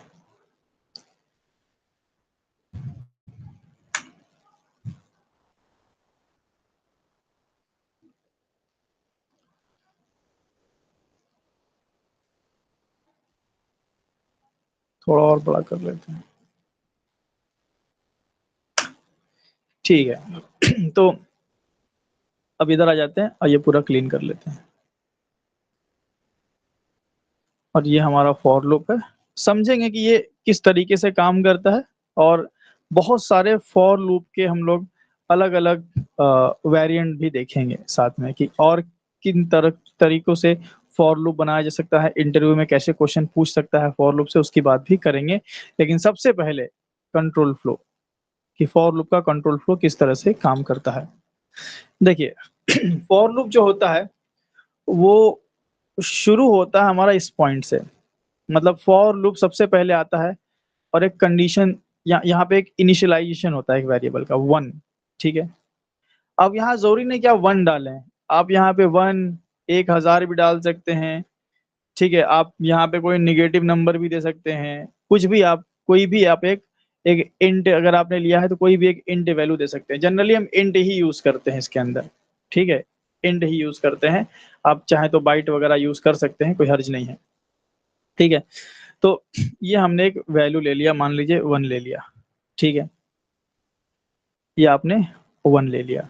अब अब यहाँ पे एक एक वेरिएबल का डिक्लेरेशन और इनिशियलाइजेशन दोनों हुआ है। जरूरी नहीं कि आप यहाँ डिक्लेरेशन इनिशियलाइजेशन दोनों करें, आप ऐसा भी कर सकते थे कि इंट आई को आप ऊपर कर लें और शुरुआत कर दें आई इक्वल टू 1 से। ठीक है, ऐसे भी कर सकते हैं आप, कोई हर्ज की बात नहीं है। देन आप क्या करेंगे, कंट्रोल कहाँ जाएगा, देन कंट्रोल तुरंत जाएगा यहाँ पे। ठीक है, और ये इसको बोलते हैं मेन कंडीशन। मतलब फॉर लूप की जो मेन कंडीशन होती है, जिसके ऊपर ये डिसाइड किया जाता है कि लूप चलेगा कि नहीं चलेगा, वो यही कंडीशन होती है। बहुत इंपॉर्टेंट कंडीशन है ये। ठीक है, अब आप ये कंडीशन देखें, ये बोल रहा है आई लेस देन 10। तो अगर हम लोग चेक करें कि आई की वैल्यू मेरी कितनी इनिशियलाइज हुई थी 1, तो क्या 1 10 से छोटा होता है? ट्रू और फॉल्स? True true true. तो यहाँ पे आपको बस इतना ध्यान देना है कि जब तक ये कंडीशन ट्रू होती रहेगी मेरा लूप चलता रहेगा। तो it is true, then true होने पे क्या होगा, फॉर लूप की ये जो बॉडी है ना, यहाँ शुरू हुई है और यहाँ बंद हुई है, इसके बीच का पूरा कोड चलेगा। जितनी भी लाइन ऑफ, जितने भी स्टेटमेंट लिखे हैं आपने, इसके बीच का पूरा कोड रन होगा। ये पूरा रन हो गया। ठीक है, इसके बीच का पूरा रन हो जाएगा। पूरा रन होने के बाद कंट्रोल हमारा उठेगा यहाँ से और जाएगा हमारा आई प्लस प्लस पे, यहाँ जाता है। आई प्लस प्लस को हम लोग बोलते हैं इंक्रीमेंट ऑपरेटर। ठीक है, यहाँ लिख देता हूँ i प्लस प्लस, ठीक है। इसको हम लोग इंक्रीमेंट, या और अगर मैं स्पेसिफिकली बोलूं तो इसको हम लोग बोल सकते हैं post increment operator, post increment operator. अभी हम प्री इंक्रीमेंट ऑपरेटर की भी बात करेंगे, डिक्रीमेंट ऑपरेटर की भी बात करेंगे, ठीक है। ये करता क्या है, अगर मैं इसको तोड़ दूं, अगर एक्सप्लेन करने के लिए, तो ये काम ये करता है, i is equal to I plus one, ये करता है। मतलब कि ये किसी भी वैल्यू को बाई वन इंक्रीज कर देता है। अगर i की वैल्यू 1 होगी तो i की वैल्यू कितनी हो जाएगी, 1 plus 1, i is equal to 2 हो जाएगी, ठीक है। तो मतलब कि आप बोल सकते हैं कि i प्लस प्लस क्या करता है, इंक्रीमेंट इंक्रीमेंट बाई 1 करता है। इंटरनली ये ऐसे ही काम करेगा, i is equal to I plus one, but i is equal to I plus one न लिख करके आप शॉर्टकट वे में i प्लस प्लस, जिसको हम लोग बोलते हैं पोस्ट इंक्रीमेंट ऑपरेटर, आप यूज कर सकते हैं, ठीक है। तो ये 1 को इसने बना दिया 2, मतलब अब i में 1 नहीं है, अब i में 2 है, i की वैल्यू बढ़ा दिया इसने, अच्छा वैल्यू बढ़ गई। अब अगेन ये कंट्रोल जाएगा यहीं पे, ठीक है। अब जब यहाँ कंट्रोल गया तो आप बताएं 2 10 से छोटा है, यस, लूप चला। फिर 2 का बन गया 3, 3 10 से छोटा है 3 4 5 6 7 8 9, 9 10 से छोटा है, हाँ यस, स्टिल कंडीशन ट्रू हुई। 9 का हो गया 10, क्या 10 10 से छोटा है, नहीं है, बट अगर आप सिंबल देखेंगे तो लेस देन इक्वल टू का सिंबल है। ये कंपैरिजन ऑपरेटर होता है, लेस देन इक्वल टू, मतलब लेस देन पे भी कंडीशन ट्रू होगी, इक्वल पे भी कंडीशन ट्रू होगी। तो 10 10 से छोटा तो नहीं है बट इक्वल तो है, अगेन यहाँ पे कंडीशन ट्रू हो गई, इक्वल है, 10 10 के इक्वल है, चला। और फिर 10 हो गया 11, क्या 11 10 से छोटा है, नहीं है। 11 क्या 10 के इक्वल है, इक्वल भी नहीं है। तो अब ये कंडीशन टोटली फॉल्स हो रही है। तो जैसे ही ये कंडीशन फॉल्स होगी, तुरंत मेरा जो कंट्रोल है, तुरंत मेरा कंट्रोल लूप के बाहर चल जाता है, ठीक है। ये लूप के बाहर चल गया, यहाँ पे चल गया, समझ गए बात को। तुरंत कंट्रोल कहाँ चल गया, लूप के बाहर। मतलब कि जब तक ये कंडीशन सही हो रही है तब तक हमारा हेलो प्रिंट होता रहेगा। तो इस हिसाब से कौन कौन से नंबर पे कंडीशन सही हो रही थी भाई, 1 पे, 2 पे, 3 पे, 4 पे, एंड डॉट डॉट डॉट 10 पे। तो इसीलिए हमारा 10 बार हेलो आया था, सिंपल सी बात है। समझ गए फ्लो पूरा। हाँ सर। सर लूप कितने बार चलेगा सर? 11 बार, राइट? नहीं, लूप 10 बार चलेगा भाई, अगर 11 बार चलता तो 11 बार हेलो मिलता ना। हाँ, ओके ओके। लूप जो है मेरा वो 10 बार चलेगा, लेकिन ये कंडीशन 11 बार चेक होगी। 10 बार ये कंडीशन चेक होगी तो अंदर आ जाएगा, 11वीं बार कंडीशन चेक होगी तो बाहर चल जाएगा। तो लूप की बॉडी, अगर आप लूप की कंडीशन बोल रहे हो तो आप सही हो कि हाँ भाई, ये लूप का जो ऊपर का जो कंडीशन है ये तो 11 बार ही रन होगा, ये 11 बार कंडीशन चेक होगी। लेकिन लूप का रन होना मतलब जनरली ये समझा जाएगा कि आप ये कहना चाहते हैं कि लूप की बॉडी कितनी बार एग्जीक्यूट होगी। तो लूप की बॉडी 10 बार एग्जीक्यूट होगी, लूप की कंडीशन और ये इंक्रीमेंट वगैरह, इंक्रीमेंट तो मान लो 1 तो पहले से रहेगा, 2 से शुरू होगा। ये कंडीशन की बात करें तो ये कंडीशन हमारी 11 बार चेक होगी, पहली 1 पे होगी और लास्ट में 11 पे भी चेक होगी, ठीक है। समझ में आ गया इतनी बात? हाँ सर। ठीक है, तो सबसे पहले तो हम इतना स्क्रीनशॉट लेकर के ऐड कर लेते हैं।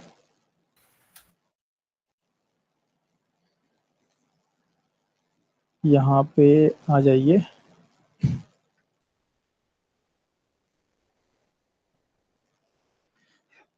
अब इसमें बहुत तरीके से फॉर लूप को बनाया जा सकता है, बस आपको ये ध्यान रखना है, ये कंट्रोल फ्लो अगर ये आपको समझ में आता है तो आप आउटपुट प्रेडिक्ट कर पाएंगे।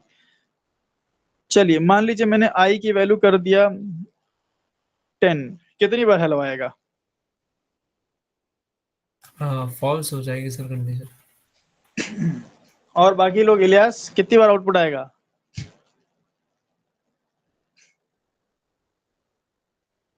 ऐसे क्वेश्चन कई बार इंटरव्यू पूछता है, एक फॉर लूप रहेगा और नीचे लिखा रहेगा what will be the output of this program, और 4 ऑप्शन रहेंगे। तो इस केस में 10 कंडीशन फॉल्स नहीं हो रही है बल्कि ट्रू हो रही है। क्या 10 10 के इक्वल नहीं है? हाँ सर, 1 टाइम, सॉरी। तो 1 टाइम आ जाएगा। ठीक है, अच्छा पहले हम बात करते हैं इनको लिखने के तरीके की। तो मैं i प्लस प्लस को i is equal to i plus 1 भी लिख सकता हूँ। पहली बात, एक काम करते हैं, इसको हम कॉपी करते हैं, कमेंट करते हैं और पेस्ट करते हैं। मैं इस तरह से भी कर सकता हूँ, i is equal to i plus 1। Still आपको सेम 10 बार, सॉरी 1 बार ही मिलेगा। मैं अगर इसको 1 कर दूं तो आपको 10 बार ही मिलेगा। सी है, देखिए 5 ये और 5 ऊपर। तो आप ऐसा भी लिख सकते हैं। चलिए, एक आपने जाना, कमेंट किया, पेस्ट किया हमने। इसी तरह हम कई तरह से बता देते हैं आपको कि लूप में कैसे कैसे आप काम कर सकते हैं। अगर आपने ऐसा कर दिया, मान लीजिए ये ब्रैकेट हटा दिया और ये ब्रैकेट हटा दिया और यहाँ पे आपने लिख दिया सिस आउट हाई, तो यहाँ पे वही इफ में जो मैंने आपको समझाया था कि फॉर लूप के अंदर कौन है, हाई या हेलो? हेलो। हेलो है। हाई आपके फॉर लूप के अंदर अब नहीं है, क्योंकि जब कोई करली ब्रैकेट नहीं होता है तो first statement after for loop will be considered inside. तो ये इनसाइड होगा। तो हेलो तो आएगा आपका 10 बार, लेकिन हाई एक ही बार, बिकॉज दिस इज आउटसाइड। और अगर मैं यहाँ सेमीकोलन लगा लूं तो क्या आउटपुट आएगा? हेलो और हाय। हेलो और हाय, करेक्ट। क्योंकि अब हमारा क्या है, फॉर के अंदर ये एम्प्टी स्टेटमेंट है, तो ये 10 बार चलेगा, फिर ये आउटसाइड है तो हेलो और हाय आएगा। ठीक है, तो ये भी ध्यान रखिएगा कि सेमी कॉलन वही बिल्कुल जैसा इफ में मैंने बताया था, सेम कहानी यहाँ पे भी है। ठीक है, चलिए इसको भी हम कमेंट कर लेते हैं, इसको कॉपी कर लेते हैं और यहाँ हमने पेस्ट कर दिया और इसको हम कर लेते हैं अनकमेंट।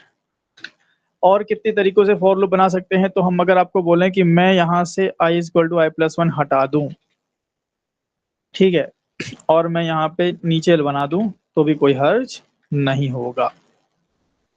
i प्लस प्लस भी यहाँ लिख सकते हैं। चलो मैं i प्लस प्लस ही लिख देता हूँ। आप समझते हो कि i प्लस प्लस को मैं i equal to I plus 1 भी लिख सकता हूँ।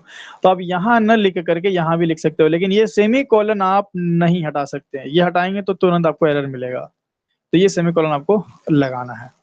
इसी तरह i इज इक्वल टू 1 जो यहाँ इनिशियलाइज किया, आप इसको हटा करके यहाँ पे ऊपर इनिशियलाइज कर सकते हैं। अब ये अगर देखने में तो ऐसा लग रहा है कि यार ये कंपाइल टाइम एरर आ जाएगा, लेकिन नहीं आएगा। ये बिल्कुल एक वैलिड फॉर लूप है। हालांकि ऐसा बनाना तो नहीं चाहिए, लेकिन क्या किया जाए, इंटरव्यू में टेढ़ा मेढ़ा ही सवाल पूछते हैं ना, तो हम लोग भी टेढ़ा मेढ़ा करके समझ रहे हैं। तो यहाँ पे बिल्कुल एग्जैक्टली 10 बार ही आएगा, कोई हर्ज नहीं है। अगर मैं 5 ले लेता हूँ तो 5 बार ही आएगा। देखो यहाँ रन करो, अब कैसे काम करेगा ये? i इज इक्वल टू 1 है, यहाँ पे क्या कोई इनिशियलाइजेशन नहीं हुआ है, तो क्या दिक्कत है? प्री इनिशियलाइज तो हो ही चुका है। 1 5 से छोटा है, हेलो प्रिंट हुआ। 1 का कितना हो गया यहाँ पे? 2 हो गया। फिर यहाँ पे इंक्रीमेंट होने हुआ, यहाँ पे कोई इंक्रीमेंट ऑपरेटर नहीं है, आपने पहले ही इंक्रीमेंट कर दिया है। जब पहले ही इंक्रीमेंट कर दिया है तो यहाँ दें चाहे ना दें भाई, आई की वैल्यू 2 तो हो ही चुकी है।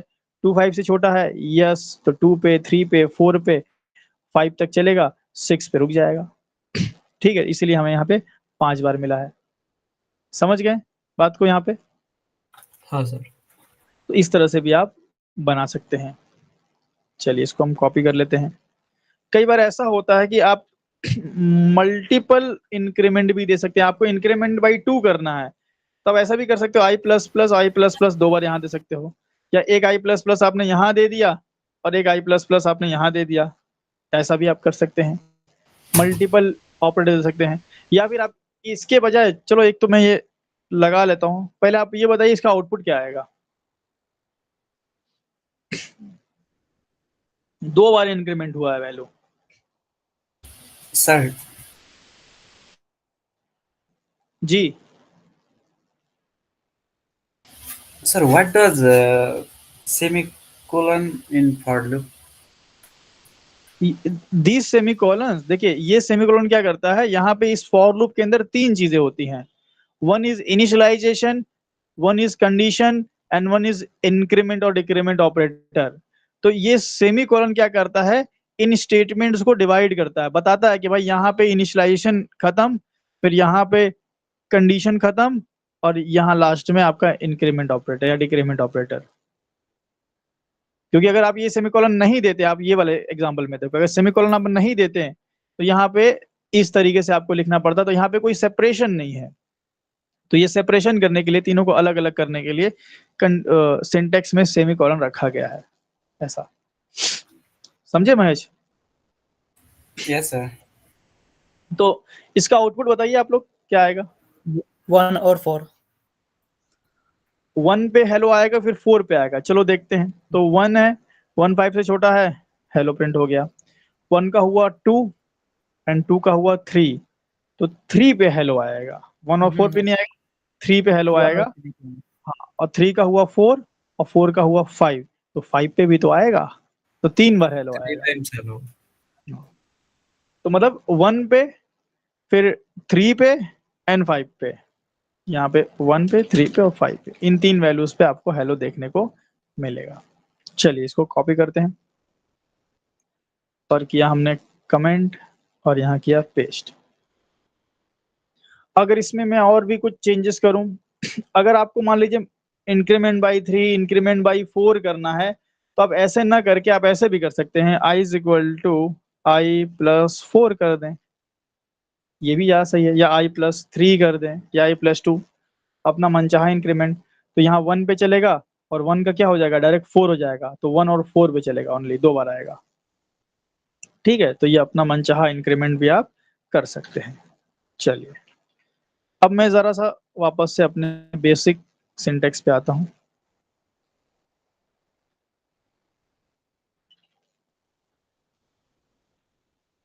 ये हमारा बेसिक सिंटेक्स हो गया, ठीक है।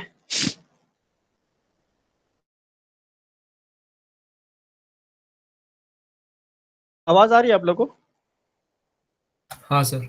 Yes sir. हाँ, तो इस पे मैं क्या करूंगा, यहाँ पे मान लो अगर मैं ऐसा कर देता हूं, ये 1 कर दिया हमने, और ये कर दिया ग्रेटर देन, ठीक है, कितनी बार आएगा आउटपुट?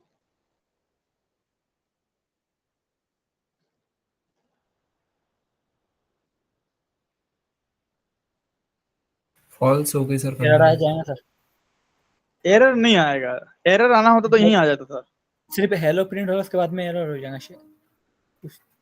सिर्फ हेलो प्रिंट होगा। नहीं, क्यों हेलो प्रिंट होगा? देखो आई की वैल्यू 1 है, क्या 1 10 से बड़ा है? फॉल्स हो जाएगी सर हाँ, कंडीशन फॉल्स हो एग्जिट। जाएगा, नहीं तो मामला खत्म, कुछ नहीं आएगा। ठीक है, तो ये ध्यान रखिएगा कि अगर आप ग्रेटर साइन लेते हैं, तो फिर ये जो वैल्यू है, ये इस कंडीशन से बड़ी होनी चाहिए थी। अच्छा चलो, मान लो मैंने कर लिया 15 ले लिया, बड़ी कर दिया, अब 15 10 से बड़ा है, अब बताइए। सर इनफाइनाइट लूप में चला जाएगा वो अब ये कंडीशन। इनफाइनाइट में चल जाएगा, अगेन दिक्कत, क्योंकि 15 10 से बड़ा है। अच्छी बात है, हेलो प्रिंट हो जाएगा, पर 15 का इसने क्या किया, 16। कर दिया। अब ये वैल्यू बढ़ती जाएगी, और कंडीशन ऑलवेज ट्रू है, तो ये एक इनफाइनाइट लूप पकड़ेगा। ये देखिए, रोक देता हूं मैं इसको, ये देखिए बहुत बहुत बार प्रिंट हो गए। एक इसको बोलते हैं इनफाइनाइट लूप। तो इससे बचने के लिए हम 15 की वैल्यू को स्लाइटली डिक्रीज कर सकते हैं, rather increasing. So we can use here decrement operator, I minus minus. अब इसको आई माइनस माइनस क्या है भाई, आई माइनस माइनस आपके आई की वैल्यू को 1 से घटाएगा। यहाँ लिख देते हैं आई माइनस माइनस, या फिर ये तो मैंने ऐड कर दिया है ना नोट्स में, हाँ छोड़ो रहने दो, यही बताते हैं। आई माइनस माइनस को हम लोग लिख सकते हैं I is equal to I minus minus को मैं लिख सकता हूँ कुछ इस तरह से, I is equal to I minus 1। ये ठीक है, 1 से वैल्यू को डिक्रीज करता है, जिसको हम लोग बोलते हैं post decrement operator. Post decrement operator, ठीक है। अभी प्री वाले की बात करेंगे आगे चल के हम लोग। पोस्ट डिक्रीमेंट ऑपरेटर मतलब सर लूप को कैसा बंद कर जाता है सर ये, इन्फिनाइट जी, लूप को? इन्फिनाइट लूप को कैसे बंद करे? यही तो हम बता रहे हैं कि कैसे उसको रोकेंगे। अब आई की वैल्यू 15 है, अब 15 की वैल्यू 10 से बड़ी थी, तो हेलो प्रिंट हो गया।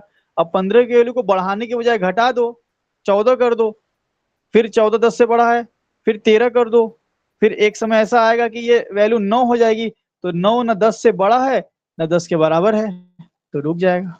इसीलिए हमने आई प्लस प्लस ने आई माइनस माइनस लगा दिया, ये लीजिए रुक गया इनफाइनाइट लूप। समझे अभी? यस। सर मेरा रुक ही नहीं रहा है सर। अच्छा वो बता रहा हो, यहाँ एक बटन होगा कंसोल में।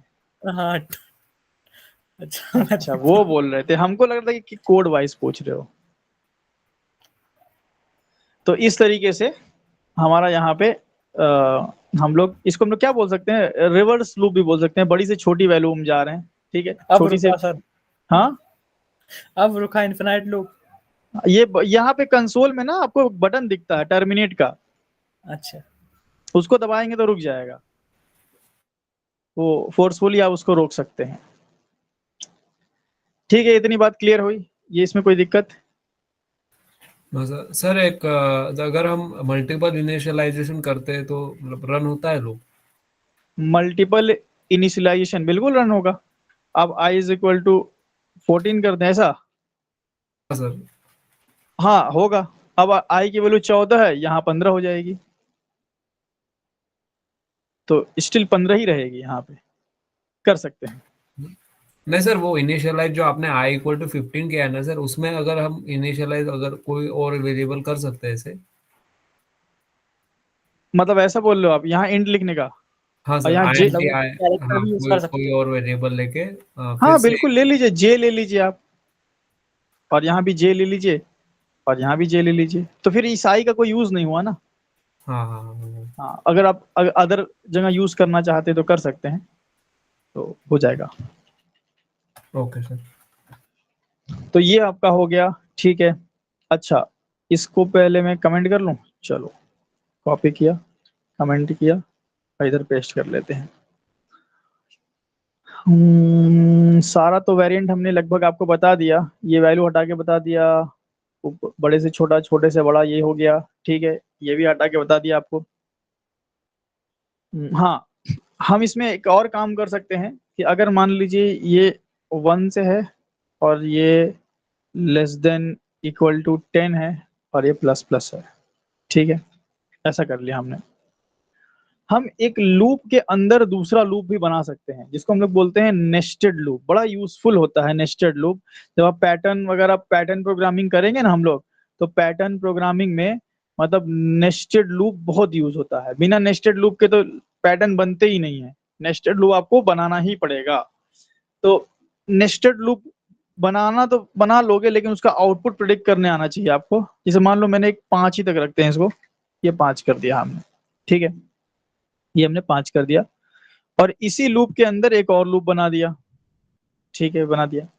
अच्छा जब भी आप अंदर वाला लूप बनाएं, उसका वेरिएबल अलग कर दें, क्योंकि अदरवाइज ऊपर वाले वैल्यू जो इंक्रीमेंट होगी, वो इनिशियलाइज होगी, उसकी वजह से ये वाली वैल्यू इफेक्ट ना करे, तो इसको अलग वेरिएबल दे दो, जे दे दो। ये अब जरूरी नहीं है कि आई जे के ही दो, ये कन्वेंशनल वे है। जनरली डेवलपर्स आई जे और के को ही प्रेफर करते हैं, तो हम भी वही करें, हम क्यों अब तेज बने, ठीक है। तो ये हम आई जे के हमने लिख दिया, और इसके अंदर हमने सेस आउट कर दिया हेलो। अब ये कैसे काम करेगा ये समझिए। सिर्फ इतने लूप को देख के बताइए कि ये हेलो को कितनी बार प्रिंट करेगा, जितना मैंने हाईलाइट किया है, 5 टाइम्स। 5 टाइम्स। ये वाला लूप हेलो को 5 बार प्रिंट कर सकता है, लेकिन अगर इस हेलो वाले लूप, ये अंदर वाले लूप को अगर मैं 5 बार चलाऊं तो कितनी बार करेगा? एक बार चलाने पे 5 बार प्रिंट कर रहा है। 25 टाइम। हाँ 25 टाइम्स। जैसे ही मैंने इसको कंट्रोल दिया, इसने 5 बार चला दिया, तो अगर मैं 2 बार कंट्रोल दूंगा तो 10 बार चलाएगा, 3 बार कंट्रोल दूंगा तो 15। तो अपर लूप क्या करता है, इनर लूप को नंबर ऑफ टाइम्स कंट्रोल देता है, ठीक है। जैसे अपर लूप को देखो, आई की वैल्यू 1 है, ठीक है, और 1 5 से छोटा है, मतलब कि ये अपर लूप 5 बार चलने वाला है। अपर लूप 5 बार चलेगा, मतलब 5 बार इस इनर लूप को हिट किया जाएगा। आई की वैल्यू 1 पे हिट होगा ये, तो 5 हेलो आया। 5 हेलो होने के बाद ये फॉर लूप बंद, आउटर लूप बंद, और कंट्रोल गया इनर लूप के आई प्लस प्लस पे। फिर आई की वैल्यू 2 पे अगेन ये हिट हुआ, तो फिर से 5 बार, फिर ये 5 बार चलने के बाद बंद, फिर कंट्रोल गया आई प्लस प्लस पे, आई की वैल्यू 3 पे अगेन हिट, आई की वैल्यू 4 पे अगेन हिट, आई की वैल्यू 5 पे अगेन हिट। तो 5 बार ये इनर लूप हिट होगा। तो एक बार हिट होने पे 5 बार, तो 5 बार हिट होने पे 25 बार, ठीक है। यहाँ पे आप देखेंगे तो आपको 25। अच्छा मुझे ऐसा करना है कि हेलो 1 2 3 4 5 टिल 25 आए, कैसा कर सकते हैं वो? ऐसे आए हेलो 1 2 3 4 लिखा हुआ आ जाए, कुछ कर सकते हैं?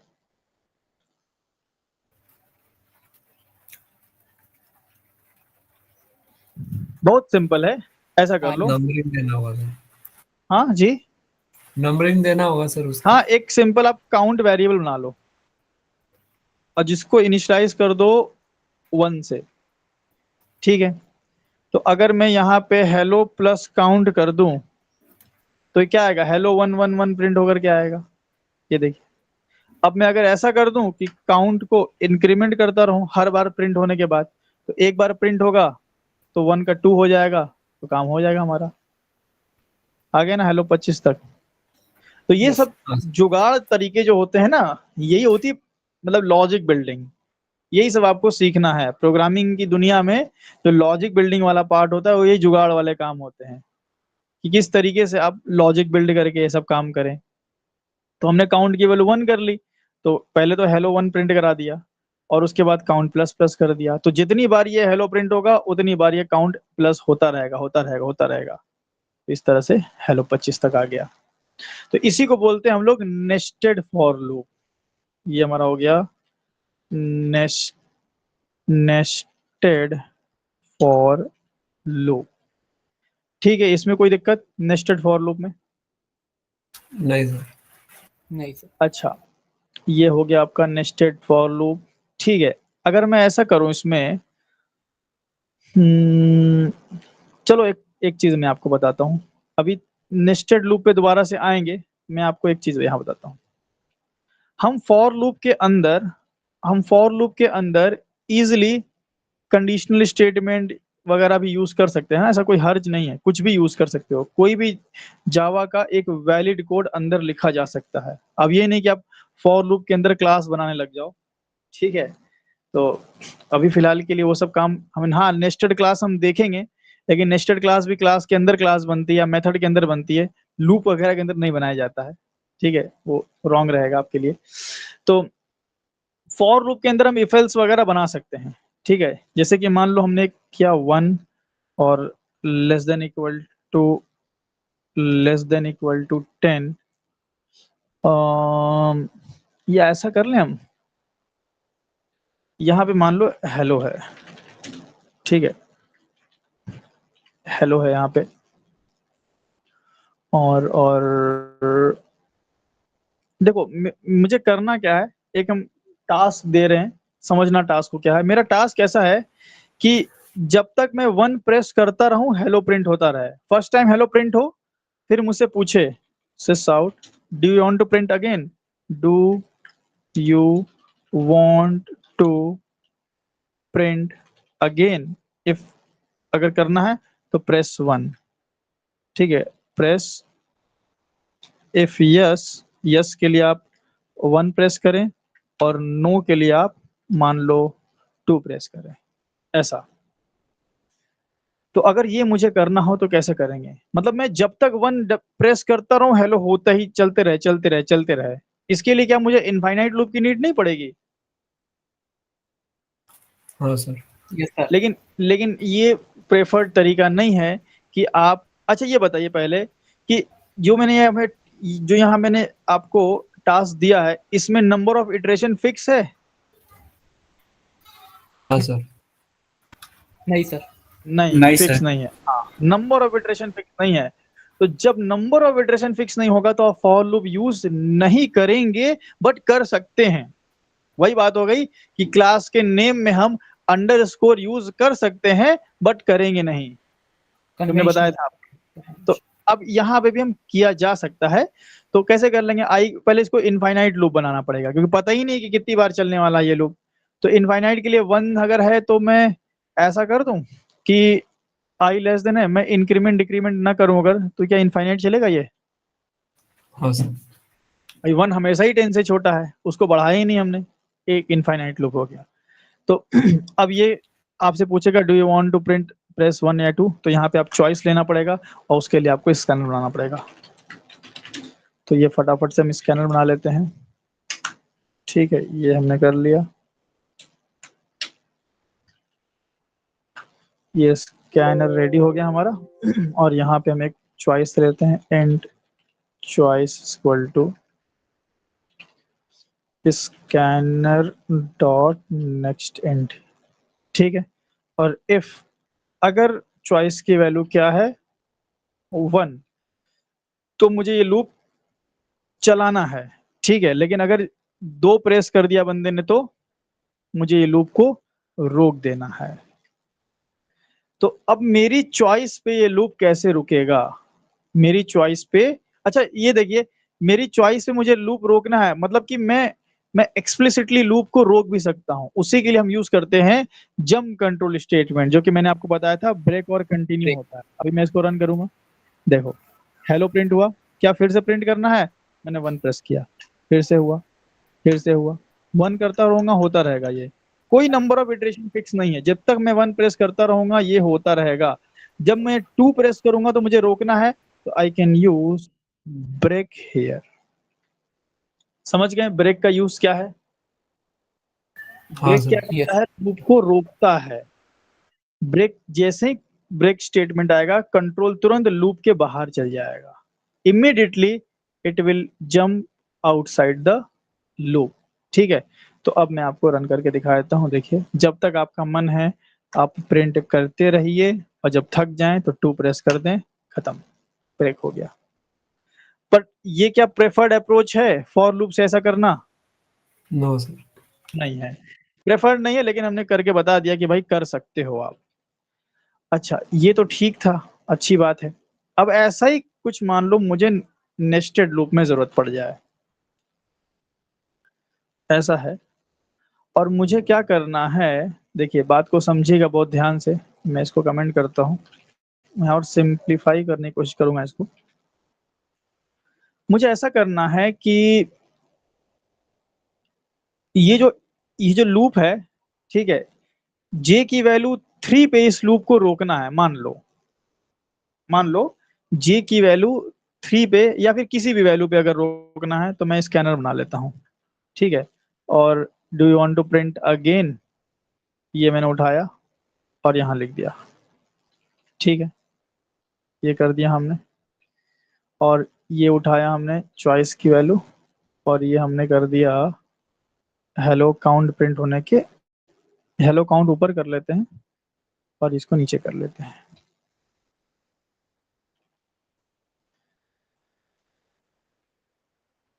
ठीक है। ये ऐसा कुछ कहानी है, मतलब कहानी कैसी है कि सबसे पहले आई की वैल्यू 1 होगी, तो इनर लूप मेरा क्या होगा, एक्टिवेट होगा। इनर लूप जैसे ही मेरा एक्टिवेट होगा, हेलो प्रिंट होगा, हेलो 1, ये काउंट वाउंट हटा लेते हैं ना, सिंपल करते हैं, जितना सिंपल कर सकते हैं हम करेंगे। ये काउंट वाउंट अभी हटा लेते हैं ताकि आपका दिमाग यहाँ पे जा ही ना। ये हो गया, हेलो प्रिंट होगा, और देन आपसे पूछा जाएगा कि क्या आप फिर से प्रिंट करना चाहते हैं, आप फिर से प्रिंट करना चाहते हैं, हम बोलेंगे हाँ भाई करना चाहते हैं, तो मैं क्या करूंगा, 1 प्रेस कर दूंगा। 1 पे इफ नहीं चलेगा दोबारा चल जाएगा। लेकिन अगर मैं रोकना चाहता हूं तो मैं 2 प्रेस कर दूंगा, राइट, ऐसा कर सकते हैं। हाँ सर। ठीक है, तो मैं यहाँ पे अगर रन करता हूँ और यहाँ पे 1 प्रेस करूंगा तो हेलो प्रिंट होगा, लेकिन मैं 2 प्रेस करूंगा,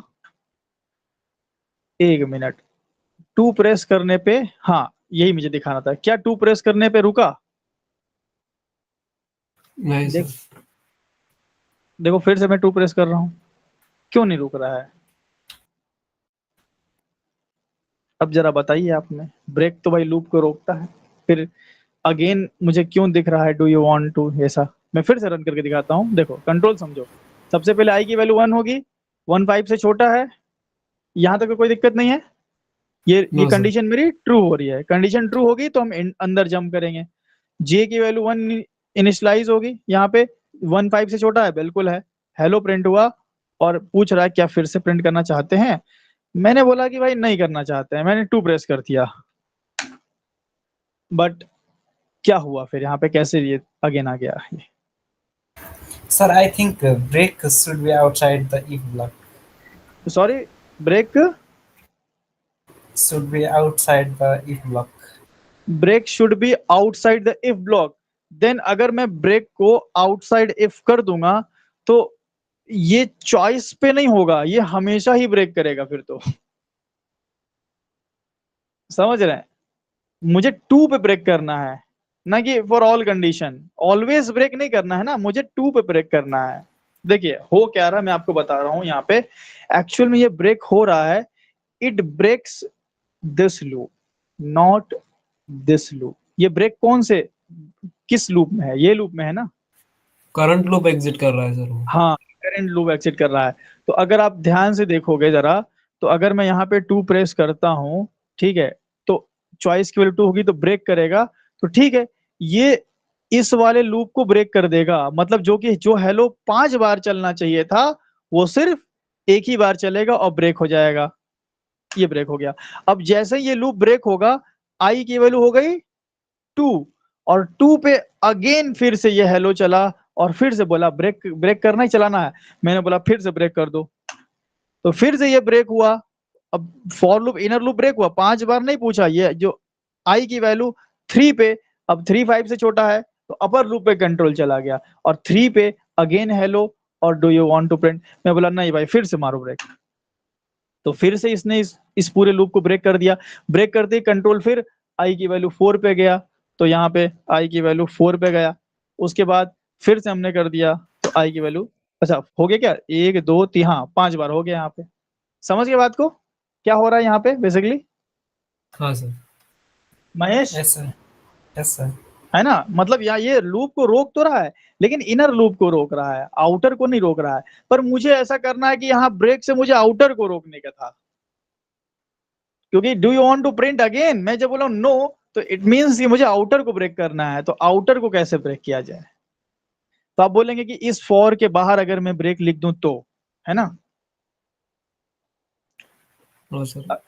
तो Yes, ब्रेक sir. हो जाएगा। लेकिन उससे अच्छा तरीका मैं बताऊं, उससे बेहतर तरीका है लेबल्ड फॉर लूप। उससे अच्छा तरीका है labelled for loop. Nested loop में ये बहुत काम आता है। मैं इस लूप का एक लेबलिंग, एक नाम दे सकता हूँ। कैसे दे सकता हूँ? लेबल कैसे देते थे यार नाम इसका? हाँ ऐसे, अपर, ये बहुत कम यूज करते हैं ना, इसलिए इसका सिंटेक्स ध्यान नहीं रहता है। इस तरह से मैं एक नाम दे दिया अपर, ठीक है, और इसका एक नाम दे देते हैं लोअर, ये ठीक है। तो यहाँ पे क्या बोल रहा है कॉन्फ़िगर, ठीक है कोई दिक्कत नहीं है। यहाँ अपर हमने दे दिया, यहाँ हमने एक लोअर दे दिया, एक नेम दे दिया। इसको बोलते हैं लेबलिंग करना। अब आप ब्रेक क्या कर दें, यहाँ से ब्रेक कर दें अपर को। अब चूंकि हमने ये अपर नेम यूज कर लिया तो वार्निंग चली गई। अब ये अभी इन यूज नहीं है ना ये, इसलिए वार्निंग आ रही। यूज कर लेंगे तो वार्निंग चल जाएगी। तो अब ये किसको ब्रेक करेगा, इस लूप को या आउटर लूप को? आउटर लूप को। अब आउटर को करेगा। तो यहाँ पे अगर आप 2 प्रेस करेंगे, बंद। तो अगर आपको लेबल्ड फॉर लूप नहीं पता होता तो फिर आप अपने इसी कॉम्प्लेक्सिटी बढ़ाते जाते इस प्रॉब्लम की। फिर आप इसको बाहर लिखते हैं, फिर चूंकि अंदर चॉइस की वैल्यू थी तो आपको ये वेरिएबल भी बाहर बनाना पड़ता, अंदर इस बाहर स्कोप नहीं मिलता। Lot of problems you will get. So उन प्रॉब्लम से बचने का सबसे आसान तरीका क्या है कि आप लेबल्ड फॉर लूप यूज करें। लेबल्ड फॉर लूप का यही बेनिफिट है कि आप मनचाहे लूप को ब्रेक करवा सकते हैं, मनचाहे लूप को आप कंटिन्यू करवा सकते हैं। ये बेनिफिट होता है। ठीक है ना, समझ गए? हाँ सर। चलिए, तो ये आपका लेबल्ड फॉर लूप में ना मैं अलग से कॉपी करके ऐड कर देता हूँ, क्योंकि जनरली ये बहुत लोग स्किप कर देते हैं, पता नहीं होता है लोगों को कि ऐसा भी लूप होता है। तो यहाँ पे मुझे लगा पहली बार लेते हैं जी। मुझे पहली बार पता चला इसका। हाँ तो वही बता रहे ना, जनरली स्किप कर देते हैं ये पॉइंट। तो ये जावा में ही होता है शायद, राइट? बाकी लैंग्वेज में तो मैंने चेक नहीं किया है इतना डीपली में। मतलब मेरा ज्यादातर समझ लीजिए कि हिस्सा जावा पढ़ने में निकल गया, तो कभी इतना मौका ही नहीं मिला कि दूसरी लैंग्वेज डेप्थ में जाया जाए। हालांकि मैं मतलब पाइथन में डेटा साइंस पार्ट मैं पहले ट्रेनिंग लेता था, वो बहुत पहले की बात है, आई थिंक 2021 में लेता था शायद। तो आज से 3 साल पहले। तो पाइथन भी लगभग लगभग मैं भूल ही गया हूँ, है अभी भी, रिवाइज करेंगे तो आ जाएगा, लेकिन उतना डिटेल कभी गया नहीं। बाकी सी ओके। सी प्लस प्लस भी उतना डिटेल कभी नहीं गया। तो वो तो अब फिर देखना पड़ेगा कि होता है कि नहीं। ठीक है, तो इस तरीके से आप लेबल्ड फॉर लूप को यूज कर सकते हैं। ठीक है, तो गाइस आज के लिए हम लोग इतना ही रखेंगे। आई थिंक 2 घंटे का सेशन एनफ होगा आप लोगों के लिए आज के लिए। तो आप लोग इसको इतना जितना हमने बताया इसको आप लोग रिवाइज करें। और भी कुछ बातें रह गई हैं जो कि हम लोग अपने अगले सेशन में करेंगे, जो भी इंक्रीमेंट और डिक्रीमेंट ऑपरेटर पे और बात करेंगे, और कंटिन्यू पे बात करेंगे हम। ठीक है, और जो भी चीजें हो सकती हैं फॉर लूप में बची हुई, उन सारी चीज को हम कंप्लीट करके नेक्स्ट सेशन में हम लोगों का पूरा लूप खत्म हो जाएगा। क्योंकि फॉर लूप आप अच्छे से समझ गए तो बाकी में कुछ है ही नहीं खास, है ना। बाकी तो while loop, do while loop और फॉर ईच लूप एक इंपॉर्टेंट है जो कि अभी हम समझेंगे ही नहीं, वो हम एरे में आपको पढ़ाएंगे। तो दैट्स ऑल फॉर टुडे। मिलते हैं हम लोग नेक्स्ट सेशन में। रिकॉर्डिंग स्टॉप कर लेते हैं।